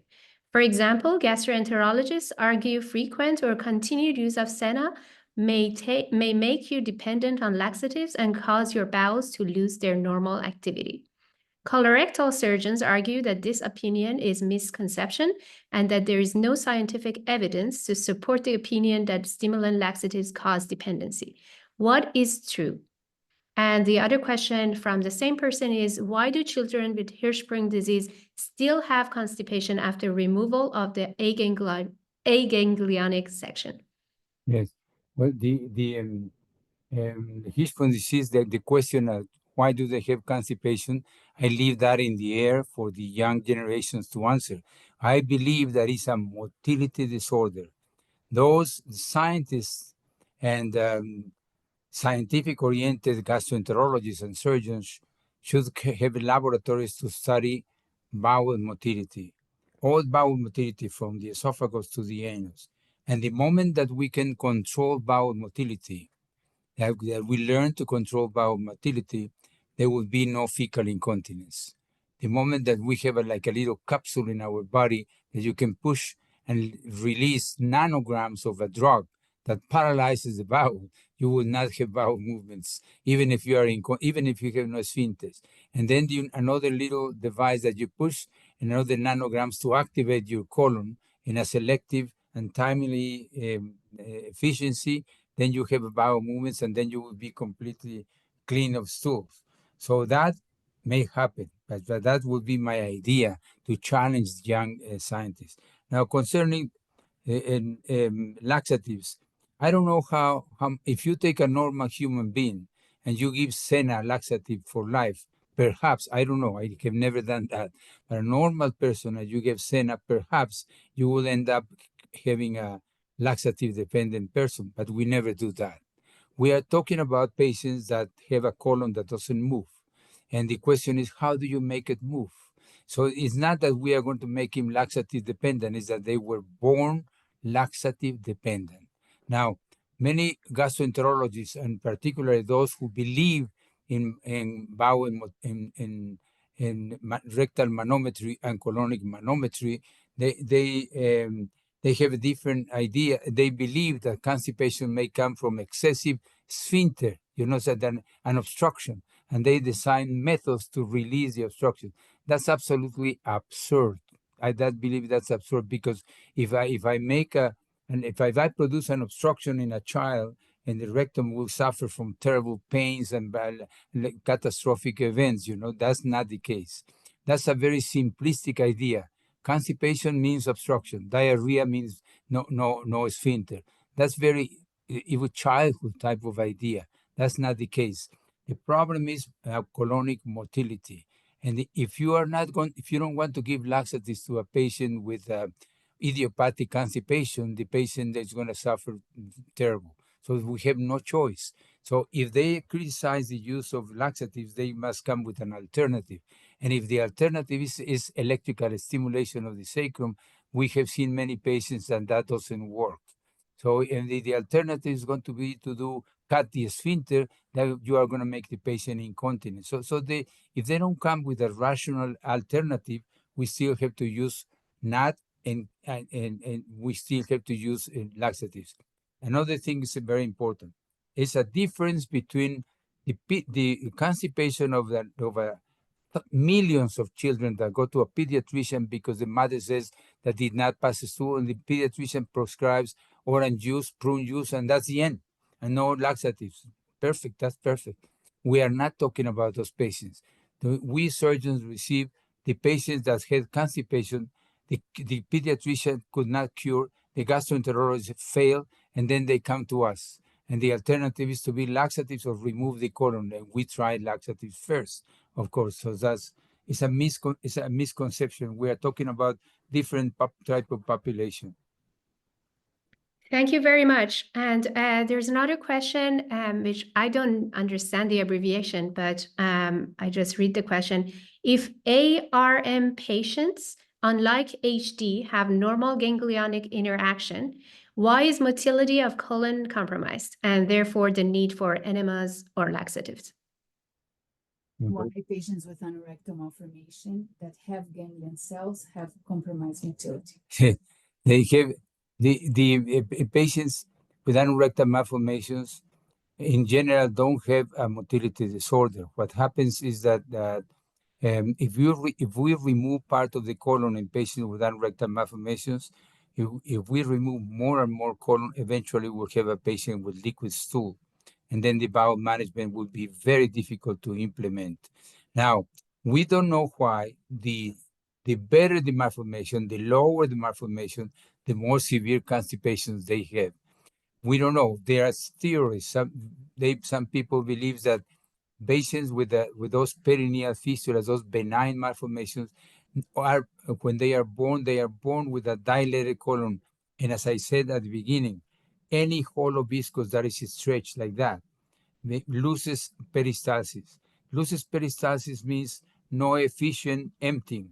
No emptying, accumulation of stool. Accumulation of stool, more dilatation, more inefficiency. It becomes a vicious cycle. So we have to break the vicious cycle. We already know which patients will suffer from more constipation, and we treat that. We prevent them from becoming the colon very dilated and suffer more constipation. And what is worse, and this is for the gastroenterologists that are listening and pediatricians, if we don't take an aggressive manner, severe idiopathic, we use the word idiopathic because many doctors believe that they know the origin of idiopathic. We are honest, and we say we don't know the origin. It's idiopathic. But if you don't treat that well, eventually these children are walking around with a big mass of solid stool in the rectum, and they start soiling the underwear, and they behave like incontinent, and they are not incontinent. They are suffering from overflow of stool. Thank you very much, Dr. Pena. I again thank everybody for their questions and attendance, and especially our speakers, Dr. Pimenova, Dr. Bischoff, and Dr. Pena. It was really great to hear your insight. So now we'll take 3 minutes of break, and then we'll continue with session 3, where we hear more about the microbes in the gut and surgeries related to metabolic conditions. We'll see you at 12 p.m. sharp PST. Hello, everybody. Again, we're going to start the 3rd session, and it is my pleasure to introduce our first speaker, Dr. Mark Mimi. He is an assistant professor in microbiology and the Risker School of Molecular Engineering at the University of Chicago, and a 2022 Beckman Young investigator. Dr. Mimi was trained as a synthetic biologist at MIT, as an HHMI International Student Fellow, and a Qualcomm Innovation Fellow. Since starting at U Chicago in 2019, his group focuses on developing strategies to precisely engineer the activity and composition of the microbiota using synthetic biology and synthetic ecology approaches, with applications to diseases such as inflammatory disorders, infection disease, and cancer. So our lab has collaborated with Mark's lab, and I've heard about the very interesting research that he does, and I'm very excited to hear from him today. Thank you so much for joining us, Mike. Yeah, thanks. Mark, can you hear us? Yeah, can you hear me? Thank you so much for joining us, Mark.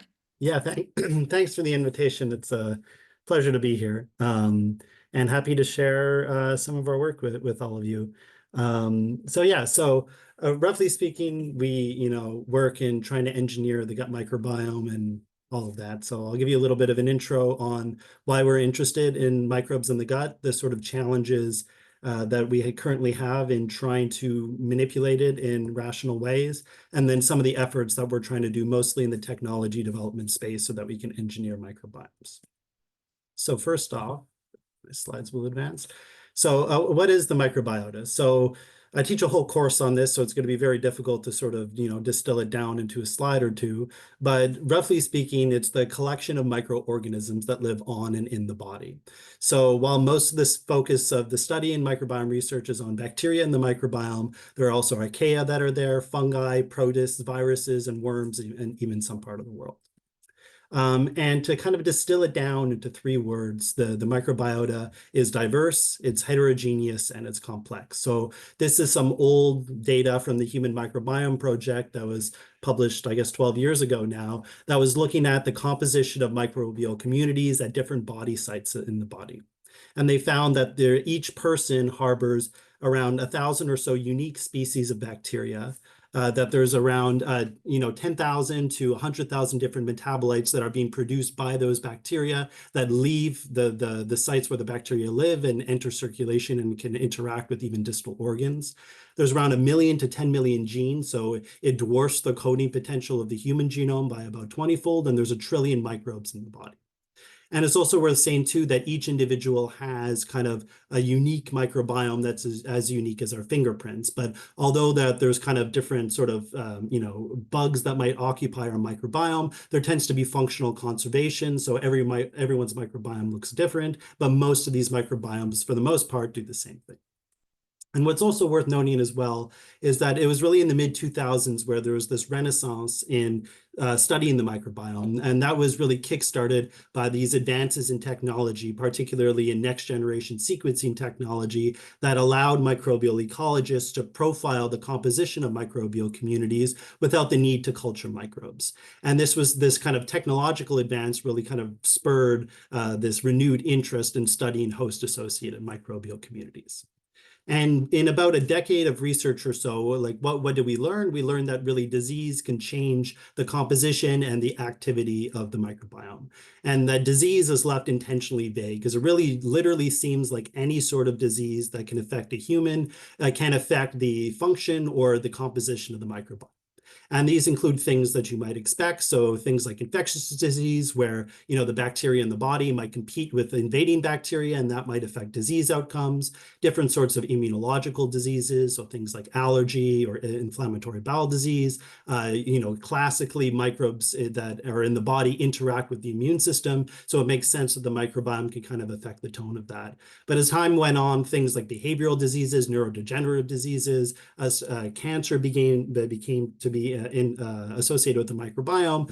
And so really kind of we're exiting this stage of really cataloging disease states and health and disease and what the microbiome looks like, and trying to get after this more pressing question of, does the microbiota really affect disease? So we're really getting back to this classic sort of correlation causation relationship between the microbiome and all these different disease states. And while there's definitely been some progress that's been made on trying to address this question, there's really a technology gap that we're currently facing in trying to make targeted perturbations to microbial communities. And this is really sort of simple stuff, either adding or subtracting bacterial taxa, adding functions or taking away these functions, so that you can do these kind of classic causal mechanistic studies to really attribute causation and pin down the biomolecules that are made by microbes and how they might affect disease states. And it's really this technology gap that at least my group is interested in filling, so that we can make these types of targeted perturbations, so that we can get after this question of, does the microbiota affect disease?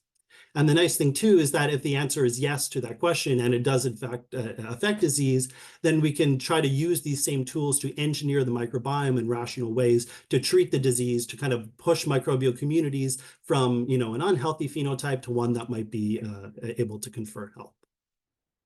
So in my group, the kind of overall goal is, like, if on the right you have this hot colored sort of what we would call a dysbiotic microbiome, one that's occupied by unhealthy bacteria, how do we kind of restore it to this healthier sort of cool colored state? And the field as a whole, as well as what we're interested in, are both these additive interventions. So these could be things like probiotics, they could be live biotherapeutic products, they can be consortia of bacteria, or there's also fecal microbiota transplants, which are sort of kind of cruder ways to engineer the microbiome. And the idea is that you would be able to add new functions to kind of replace things that might be lost, or add completely new synthetic functions to the microbiome that might be able to treat a disease state. And on the flip side, we're also interested in these subtractive interventions, mostly that go by the nature of narrow spectrum and antimicrobials, where we could sort of selectively target and deplete bugs within a microbial community that might be bad actors and might be negatively affecting disease.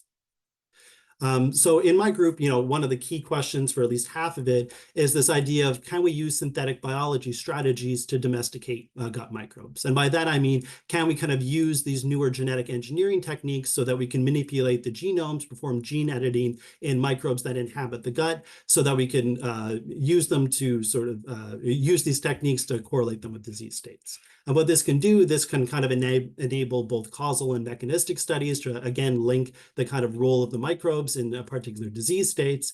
And two, will allow us to sort of augment natural beneficial effects so that we can control them in a variety of ways, so that we can then affect disease.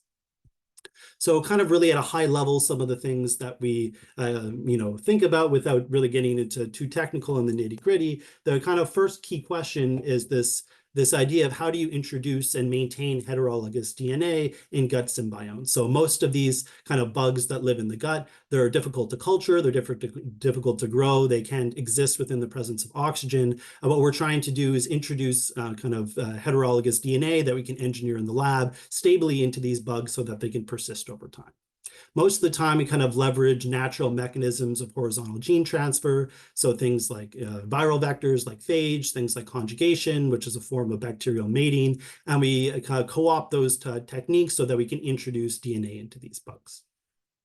A second thing that we think about a lot is being able to rapidly develop kind of organism-specific genetic parts so that we can program gene expression in specific ways. So what we found, and what others have found as well, as there's kind of a bunch of different taxa of bugs that live within the microbiome that have vastly different regulatory systems. So what we've been developing is kind of high throughput ways so that we can, if we have an organism of interest and we can get DNA in, we can sort of rapidly kind of create sets of promoters and ribosome binding sites, inducible systems and more sophisticated gene circuits so that we can control gene expression within these organisms in fairly targeted ways. A third thing that we're interested in, which is almost a philosophical question in the field, is this idea of whether or not we can get microbes to engraft in the microbiome. Can we control the metabolism of these microbes so that they can eat things that, that other bugs don't naturally eat in the gut so that we can get them to engraft there for long term? And of course, since all this is based on engineering microbes and implanting them into microbial communities, there's inherent biocontainment issues where we wouldn't want these genetically modified organisms to spread in the environment. So we're both cognizant of this and also kind of engineering in safeguards into our genetic circuits and into these and into our cells to make sure that they don't escape into their environment or colonize hosts that they should otherwise colonize. So in the interest of time, I'll probably skip a little bit of this, but some of the applications, once we're able to engineer these sorts of things, kind of take twofold for these engineered bugs. So one of the things that we're interested in is engineering these as biosensors of disease. And that's because microbes in the gut are kind of constantly listening in into these changing environments so that they can optimize kind of their own growth conditions. So they've evolved all of these natural sensing mechanisms so that they can sense whether or not an environment is changing. And obviously in a disease state, there are these massive physiochemical changes that occur across the body. And what we found is that microbes kind of listen in on that and can detect these things. So what we're interested in doing is trying to co-opt these sensing mechanisms so that we can have these reporters that could then report on disease, particularly in the gut in hard to reach locations. And it's kind of one example of that I'll just go over quickly is, we engineered this strain of probiotic E. coli to sense blood, in the context of gastrointestinal bleeding in the stomach. And then we were able to pair that with electric sensors so that, when we would put in these bacteria in the gut that have these blood sensors, that they would be able to detect blood in the stomach. My dog just came home. Hi, lady. Good girl. Other things that we're interested in doing as well is kind of engineering therapeutics out of these microbes. So there, we're interested in leveraging some of the natural protective effects of bacteria in the gut. So these are species of bacteria like Bacteroidales or Lactobacilli, if you're interested in, and these are correlated with health in a bunch of different disease states. What we're also, so one, we're interested in sort of, outlining the mechanisms through which these different types of bugs can interact with these disease states and also engineering them so that they can deliver biomolecules that they don't naturally make so that they can locally modulate host immunity. So our application spaces there are in metabolic syndrome and colitis, and we're also starting to work in sort of solid tumor cancers as well. And then I think my time is almost up, so I'll go through this relatively quickly. But the other sort of program within the lab is focusing on these subtractive interventions, and particularly in using bacteriophages to get rid of bad bacteria in the gut. So it's just kind of an overall overview, broad spectrum antibiotics, although they're good at sort of curing infectious disease, there are some downsides to them, namely that they kill not only the pathogen that's causing the disease, but also beneficial bugs that are within the microbiome. And in using these broad spectrum antibiotics, what can happen is that when you remove the antibiotics in the absence of a native microbial community, you can get outgrowth of antibiotic resistant or recalcitrant microbes that can then worsen disease. And this is kind of best typified with Clostridioides difficile, but there's other organisms as well that kind of fit this paradigm. So here what we're interested in using is phages, which are bacterial viruses. So these are viruses that can infect and kill bacteria. And these are viruses, those that infect the host, so they can float around in their environment. They can encounter bacteria that have the correct cell receptors on their surfaces, and then they can sort of inject their DNA payload, propagate, and then blow up those cells, and then kind of move on to get after other cells. So we're interested in these as narrow spectrum antimicrobials to kind of kill these bad bacteria in the gut. But one of their downsides is that phage resistance is easy to evolve.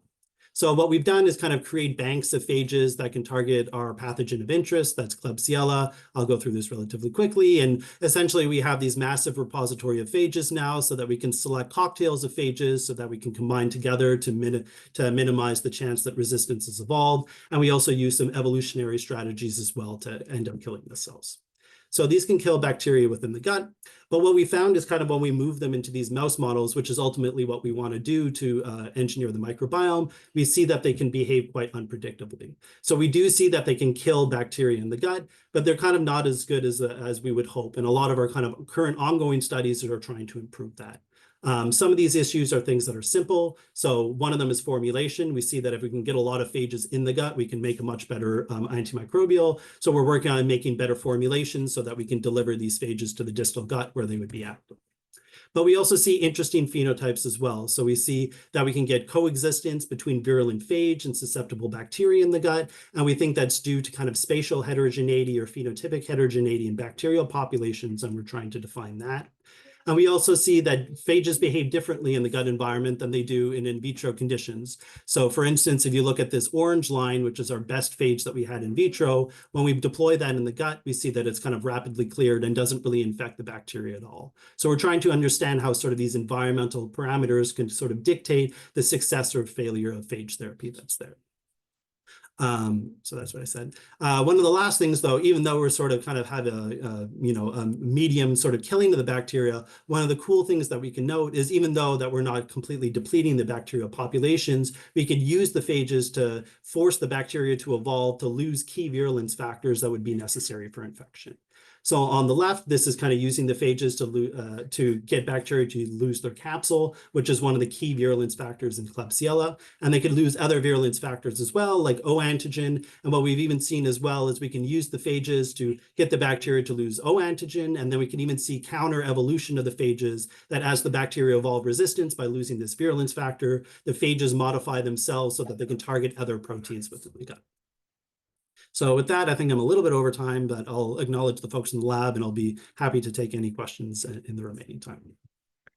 Thank you very much, Mark. This was incredible. I always think that people who work on the microbiome are incredibly brave because it's something that a lot of us avoid because it's very complicated. So I'm curious, how did you become interested in studying the gut microbiome in the first place? Yeah, I mean, from a personal level, it was because I guess I grew up in the context of host pathogen interaction and this sort of idea that bacteria are always these bad players that are trying to destroy everything and trying to kill folks and stuff like that. But it was one of those, saw talk where these synthetic biologists were interested in engineering bacteria to, at the time was like save the environment, produce biofuels at kind of, economical scales. And then the thought was like, oh, can these be applied to health? And there's just this simple notion that we have these kind of small little friends that are in our body that are constantly interacting within us. And if we're able to manipulate that in ways, I think it's sort of both interesting and kind of like, science fiction type thing and, kind of at least interests me. Yeah, that is very interesting. I remember I did my undergraduate studies in biotechnology and we had a microbiology professor. He was in our first session saying that we are more microbes than human because we have far more bacterial cells in our body than human cells.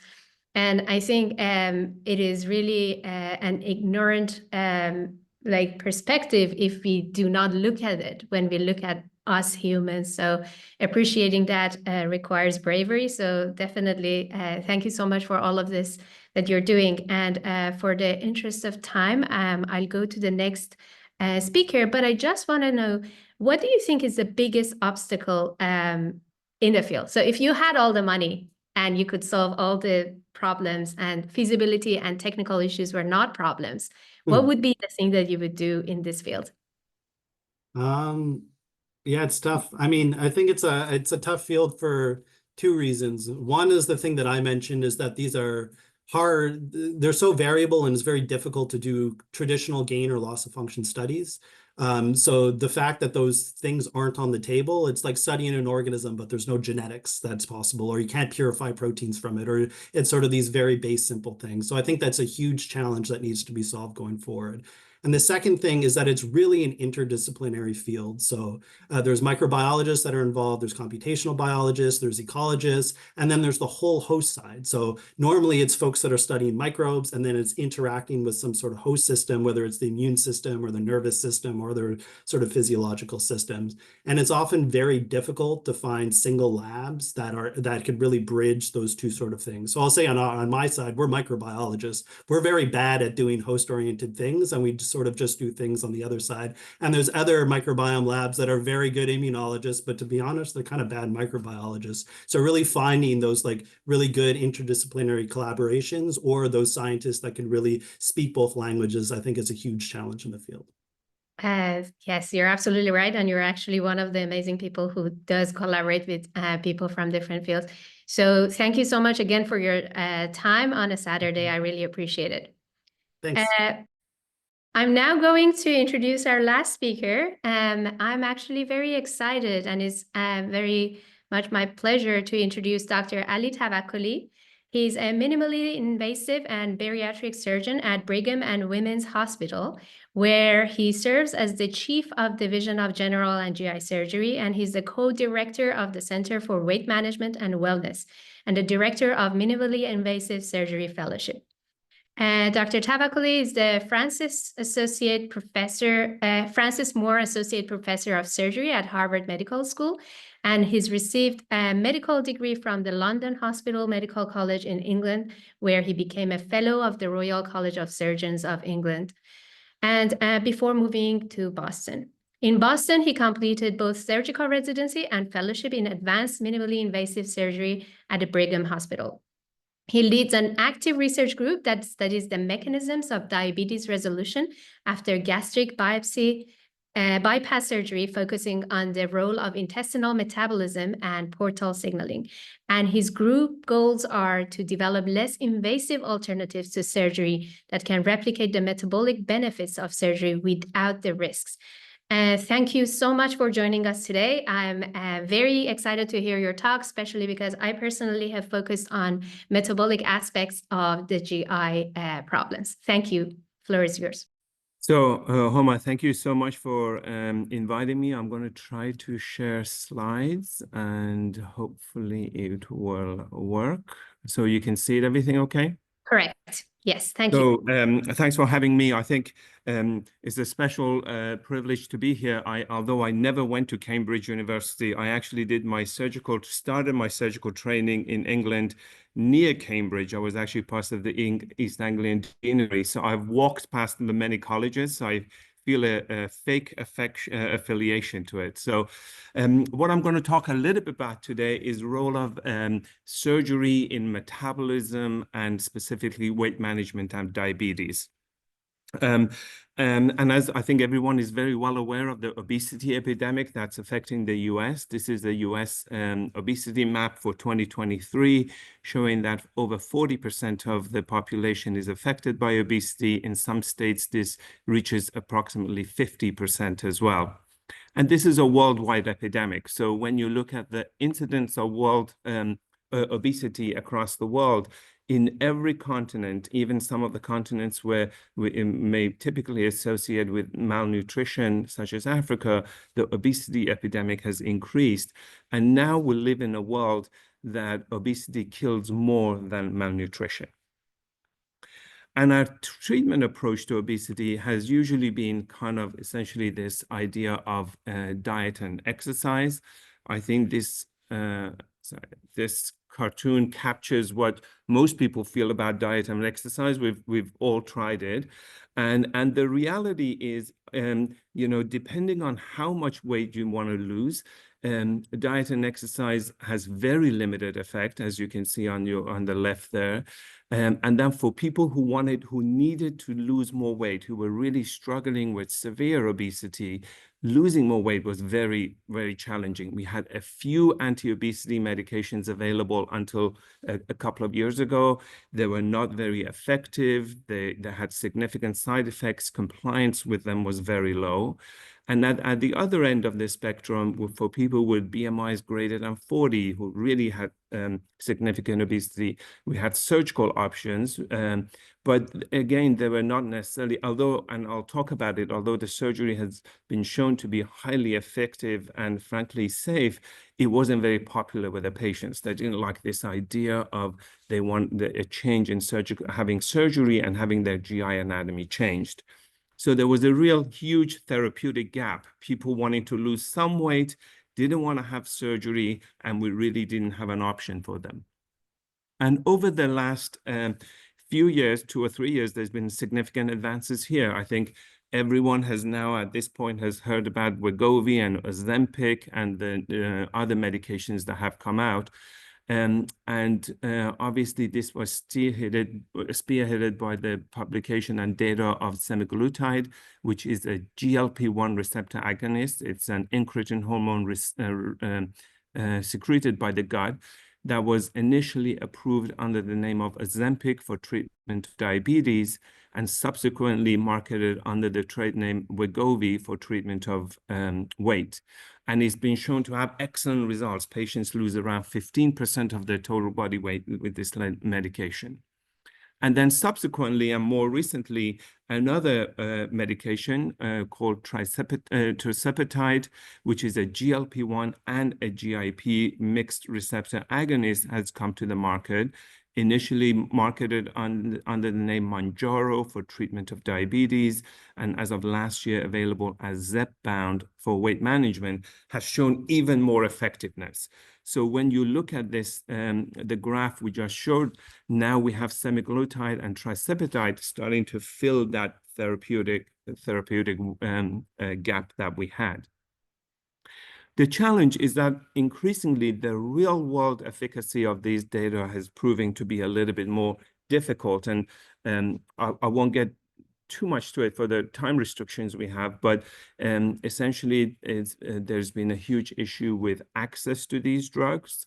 And there's been a huge issue regarding cost of these drugs. Most insurance companies don't approve it.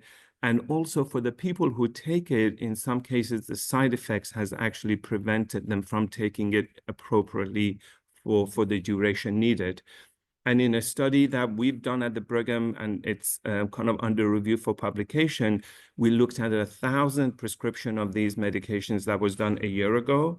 And now a year passed, about only 55 to 60% of medications, patients are actually taking it. Nearly half stopped because of either side effects or lack of access. And of the people who are taking it, the weight loss tends to be closer to the 10% mark, not the 15 to 20%. So I say that because as a surgeon, it kind of reassures me that maybe my professional career is not ruined and bariatric surgery and weight loss surgery still is going to live. So most of the rest of my talk, I'm going to give you a kind of a flavor of what bariatric surgery is all about. So this picture represents the 3 surgeries that have commonly been performed in the US over the past decade. Some of you if you look on the left, you may have heard of the procedure called lap band. This involves placing a silicone ring along this upper part of the stomach, which was attached via tubing to a port that was placed underneath the skin. We accessed this port in clinic, injected it with saline to tighten the band, and that controlled the restriction that the device provided hunger control and led to weight loss. And then here, and this procedure really has fallen out of favor because of complications and inefficacies. And the 2 procedures that are commonly now performed in the US for weight management are the gastric bypass surgery and the sleeve gastrectomy. And I'll talk a little bit more about both. So this is what kind of obviously the native anatomy of the GI tract looks like. With a gastric bypass surgery, we do a laparoscopic procedure, which typically involves putting 5 to 6 small incisions in the upper part of the abdomen. We go in, we find the stomach, and we staple the stomach to form a new pouch, which is about the size of an egg. We then cut the intestine, as you can see picture here, and bring it up and suture it to this newly created pouch. So after surgery, when you eat, food comes down the esophagus, enters this small pouch, and then is drained through the loop of small bowel. And in doing so, most of the stomach and the proximal part of the bowel doesn't see food anymore. The surgery takes about an hour and a half, sometimes up to 2 hours to perform. Patients typically, despite what the complexity that it looks like, patients nowadays stay in hospital only for 1 night. They go home afterwards. They're on a liquid diet for about 7 to 10 days, and then they slowly advance their diet. This is a kind of a detailed anatomy. This talks about what the lengths of the limbs of the gastric bypass are. This is, you know, and there is a range that people do depending on patient's BMI. But the weight loss results are good, and I'm going to show you a data about that in a sec. The other procedure that we perform is the laparoscopic sleeve gastrectomy. Now, in the world and in the US, this is the most commonly performed weight loss operation. And what we do in this surgery, again, laparoscopic operation, again, 5 to 6 small incisions in the upper part of the abdomen. Here we go in, find the stomach, and we staple the stomach and remove, let's say, about 70% of the stomach, leaving behind a narrow tubular stomach that looks like and is about the size of a banana. And the rest of the stomach is actually completely removed from the abdomen, is sent to the pathologist, and is no longer present. As you can imagine, compared to the gastric bypass, this is an easier operation to perform and slightly has a reduced short-term risks as well. This surgery typically takes about an hour to an hour and a half to perform. We do it, patients typically stay in hospital for 1 night, although there is a big push by insurance companies that try to do this as a day surgery. So patients come in and potentially go home same day. And the post-op diet progression is very similar to the gastric bypass. Liquids for 7 to 10 days, and then they slowly advance the diet. This is curve of weight loss data from the procedures. The blue is the adjustable gastric band, which we don't perform commonly. So I'm going to ask you to ignore that data. And what you can see regarding the sleeve and the bypass is data from this is a big national database study that I was involved over nearly 40,000 patients in the US. And what we showed was that with the sleeve gastrectomy, at peak, patients lost around 25% of their weight.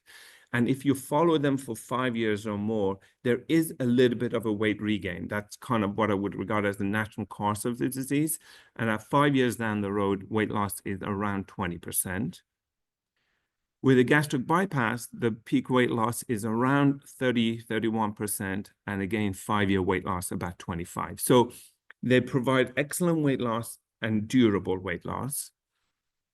But the surgery also does a lot more than that. So other than helping patients lose weight, it really improves patients' overall health in terms of many comorbidities such as diabetes, hypertension, and sleep apnea. Those comorbidities resolve with the weight loss. There is improvement in quality of life, and there's also improvement in life expectancy. And many of the, interestingly enough, many cancer-related mortality incidences and rates is also improved with bariatric surgery because cancer incidences go down, detection is probably earlier, and also that provides some further contribution to the life expectancy improvement. This graph is a good way to look at how these comorbidities resolve. So this study called, as you can see in the reference in the title, LAP study, took just over 2,000 patients who had gastric bypass surgery mostly, and they followed them, and this was across multiple sites in the US, and followed them for up to 7 years and look at their comorbidity resolution. And as you can see from here, the patients had significant improvement in hypertension, hypercholesterolemia, hypertriglyceridemia. But the area that has caused a lot of attention is this improvement and remission in diabetes after surgery. So if you follow this line here, as you can see, somewhere around 70% of patients actually achieve remission of their diabetes. And this has really been a cause of significant interest because diabetes is a chronic disease. You know, the current treatment approach for diabetes is that you have a medication and then disease progresses and you add more medications and patients just kind of struggle with this increasing number of medications and a worsening disease. But what bariatric surgery does, it actually causes disease remission. So the disease states gets better and patients can actually come off their medications. And this has probably been one of the best studied surgical procedures ever in this setting. There have now been 11 randomized studies that have compared surgery to medical therapy and have shown that surgery is superior in terms of diabetes control, hemoglobin C, and hemoglobin A1C improvement, and medication reduction. And what is really fascinating about this is the timeline of improvement. So, you know, I think if you are a diabetic patient, you lose weight and your diabetes gets better. We've known this for a while. Like, it doesn't matter how you lose weight, through diet, through exercise, weight loss improves diabetes. But in case of a gastric bypass and in terms of all bariatric surgeries, what we see is that there is a very rapid initial weight-independent improvement in diabetes. So I want you to look at, this is data from our own institution at the Brigham. This talks on the left, the baseline characteristics of patients who are undergoing gastric bypass. These were all diabetic patients. And as you can see, they were taking insulin and a variety of other medication. By the next day after surgery, at the time of discharge, 26% of these patients went home on nothing. Like, this is, like, there's no change in their weight yet. And yet there was this really rapid weight-independent improvement in diabetes.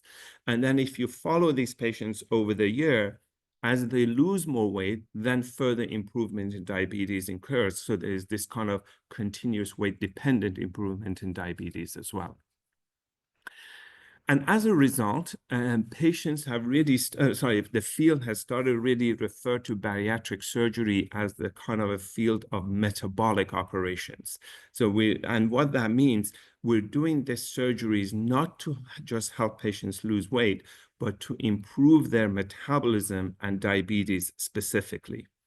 And the way metabolic surgery is defined now is essentially manipulation of the GI tract with a specifically goal of treating diabetes. And this goes to the idea that the GI tract is an incredibly important endocrine organ, and in manipulating it can have significant effect in terms of controlling metabolism. Now, I've told you all these really great things about bariatric surgery and that there's an obesity epidemic, but the reality is that only 1 to 2% of patients who have diabetes, who have obesity, who qualify for this operation actually pursue to have it. And there are lots of reasons for it. Part of it is insurance, part of it is access, but a big part of it is just patients don't want to have these complex operations, potential risk, and also subsequent risk of weight regain and other outcomes. So in our lab at the Brigham, we've been really interested in studying mechanisms of diabetes resolution after bariatric surgery and gastric bypass already. Specifically, in the last couple of minutes, I'm just going to reference some of the work we've done. So, you know, the theories that have underlined about why bariatric surgery leads to anti-diabetic effect has been this idea that by bypassing part of the intestine, you're getting caloric and maybe carbohydrate malabsorption. Studies have shown that if you actually study the stool output of patients who have had bariatric surgery, there's actually very little caloric or caloric malabsorption. Patients have malabsorption of some micronutrients because of the anatomy of the surgery, you're bypassing the proximal bowel. So calcium and iron and B12 and stuff may not be absorbed well, but caloric malabsorption actually doesn't occur that much. And there's this idea that maybe you reduce calories and your liquid diet is actually leading to this early improvement in diabetes. But people have done studies where they've matched patients with a bariatric surgery, without bariatric surgery, similar liquid diet, very dramatic different outcomes in terms of diabetes. And People have studied GLP-1. Obviously, that's been the basis of the current frenzy with these hormones.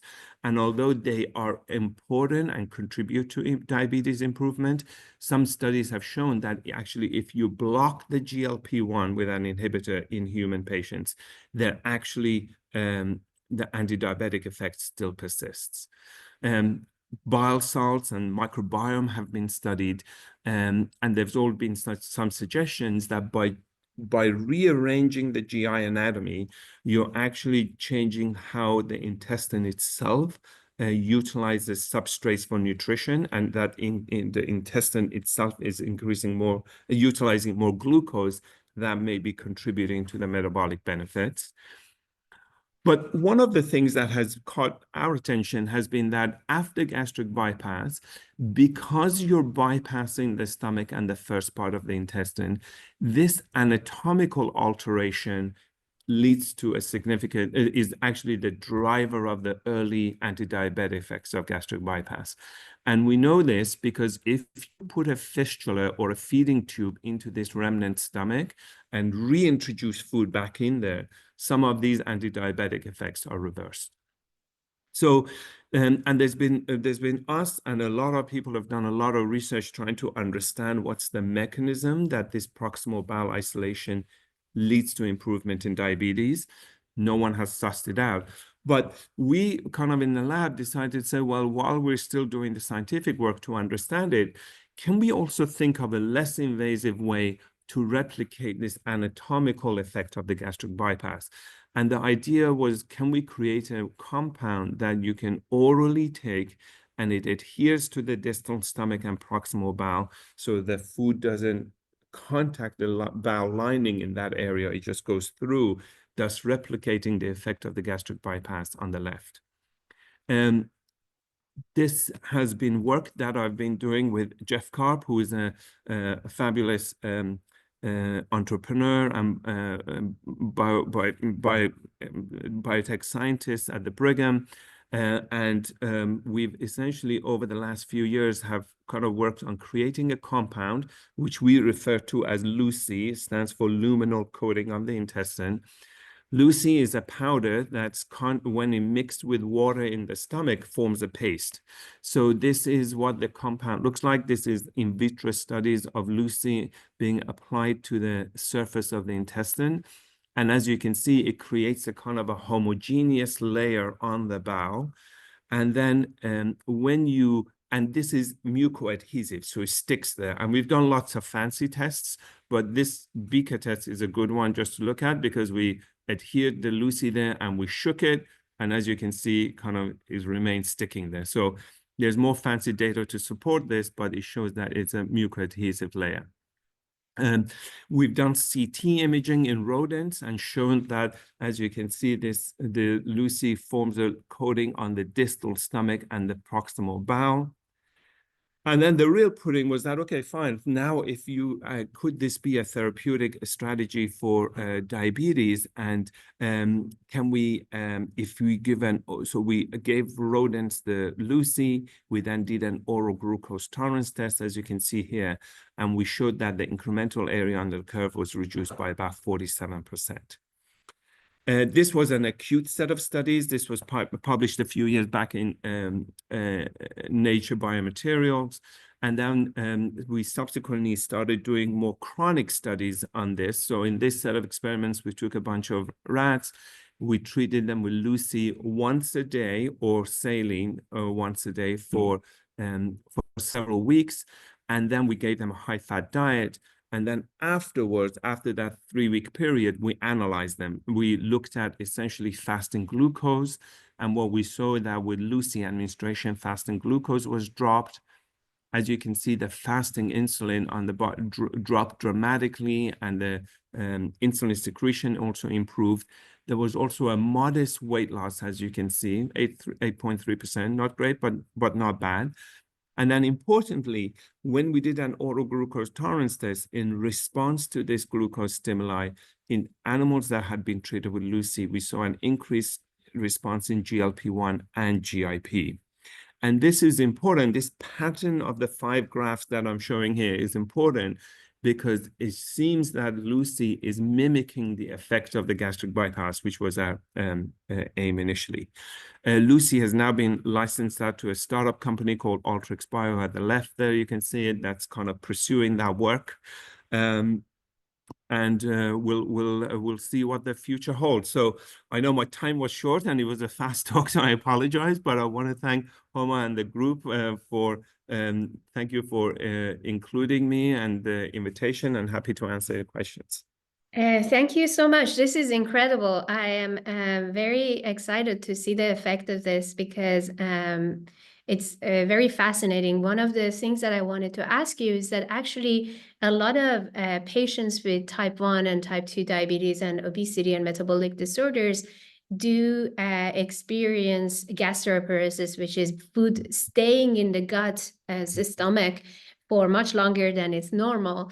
And I was wondering, do you think that by this kind of bypassing, we're kind of solving many different problems, as you just mentioned, including gastroparesis? And has anybody looked at gastroparesis correlating with some of these problems and issues that the patients are experiencing? So, so great question, Homa. Exactly. So gastroparesis is a big problem, especially in type 1 diabetics or chronic type 2s who may have been on insulin for a while.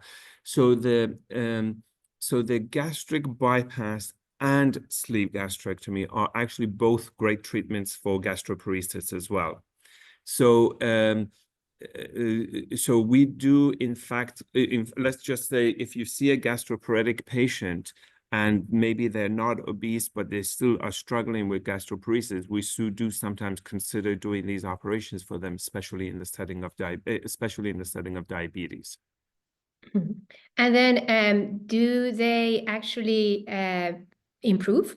Like in the so I think in terms of the gastric bypass, when you do the gastroparesis, because most of the stomach doesn't see food anymore, it becomes kind of a little bit irrelevant how they're doing, because the food goes into the tiny pouch and that actually gets drained very quickly.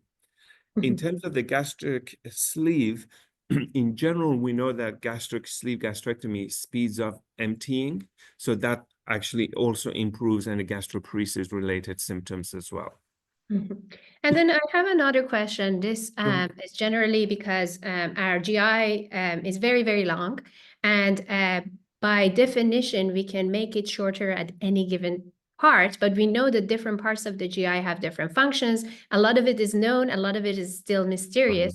And I was wondering, has anybody actually compared removing gastric parts that you explained with like removing intestinal parts or some other issues? And for example, if we cut parts of the small intestine, not necessarily the beginning that you mentioned, but also we will reduce the absorbance of nutrients and potentially weight loss. What would be the complications, and is stomach the best place to really be removed and with fewer sides? Yeah, so good question. So I think when you look at the history of bariatric surgery, so one of the earliest operations that was done for bariatric surgery was what we call a jejunal-ileal bypass. And they essentially, what you're suggesting, they just did an operation where they bypassed a segment of the intestine to cause malabsorption. And those patients actually lost weight because they developed diarrhea and macro and micronutrient deficiencies. But because of that, they also ran into a lot of metabolic problems. And in fact, some of them developed cirrhosis and liver issues related to it. So that operation was abandoned. And in fact, if you see someone, I mean, you shouldn't see anyone in these day and age of those operations, but if you do, you would go and reverse it because you don't want to replicate that effect.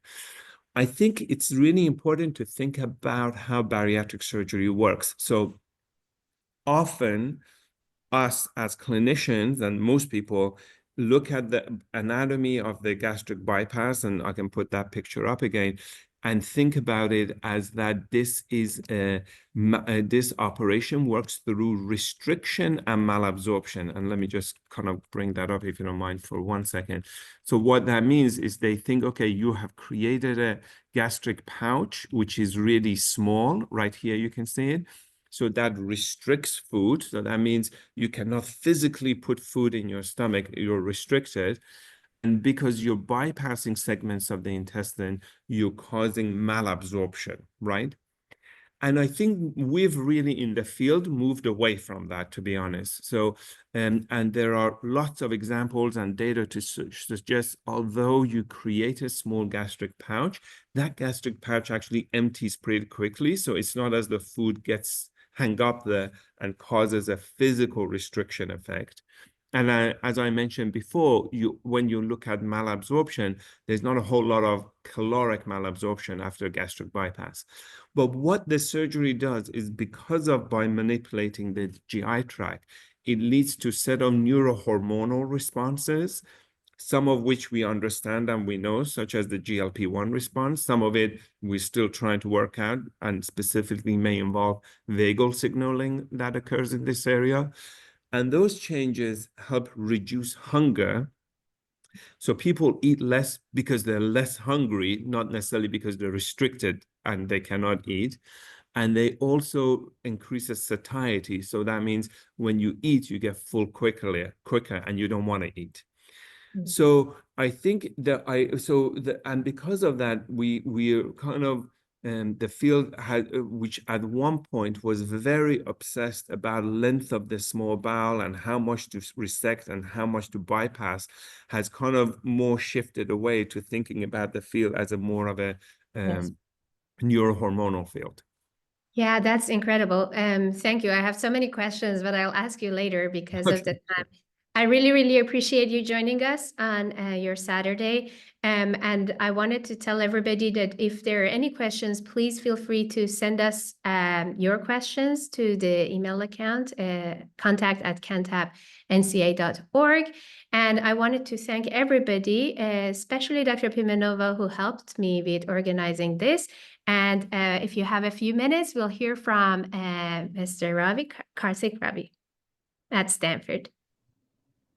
Hi, everyone. Just to close us out today, this wonderful webinar, I wanted to first convey a huge thanks to Homa for organizing and putting together such an insightful event with such a dynamic and dedicated team of researchers and doctors that we've been lucky to hear from.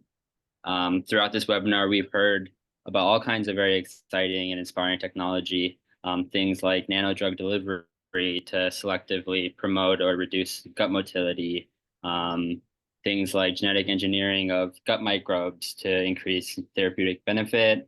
And then lastly, we just heard about luminal coating of intestines as a very exciting approach to diabetes.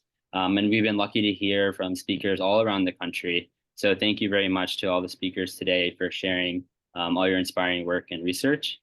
And finally, thank you to all of the participants who joined us today on this lovely Saturday. I hope you all learned a lot and leave with some new insights and a better appreciation of all things gut related. Thank you. Thank you all. I really appreciate your time. Bye. Bye-bye. Thank you. Bye.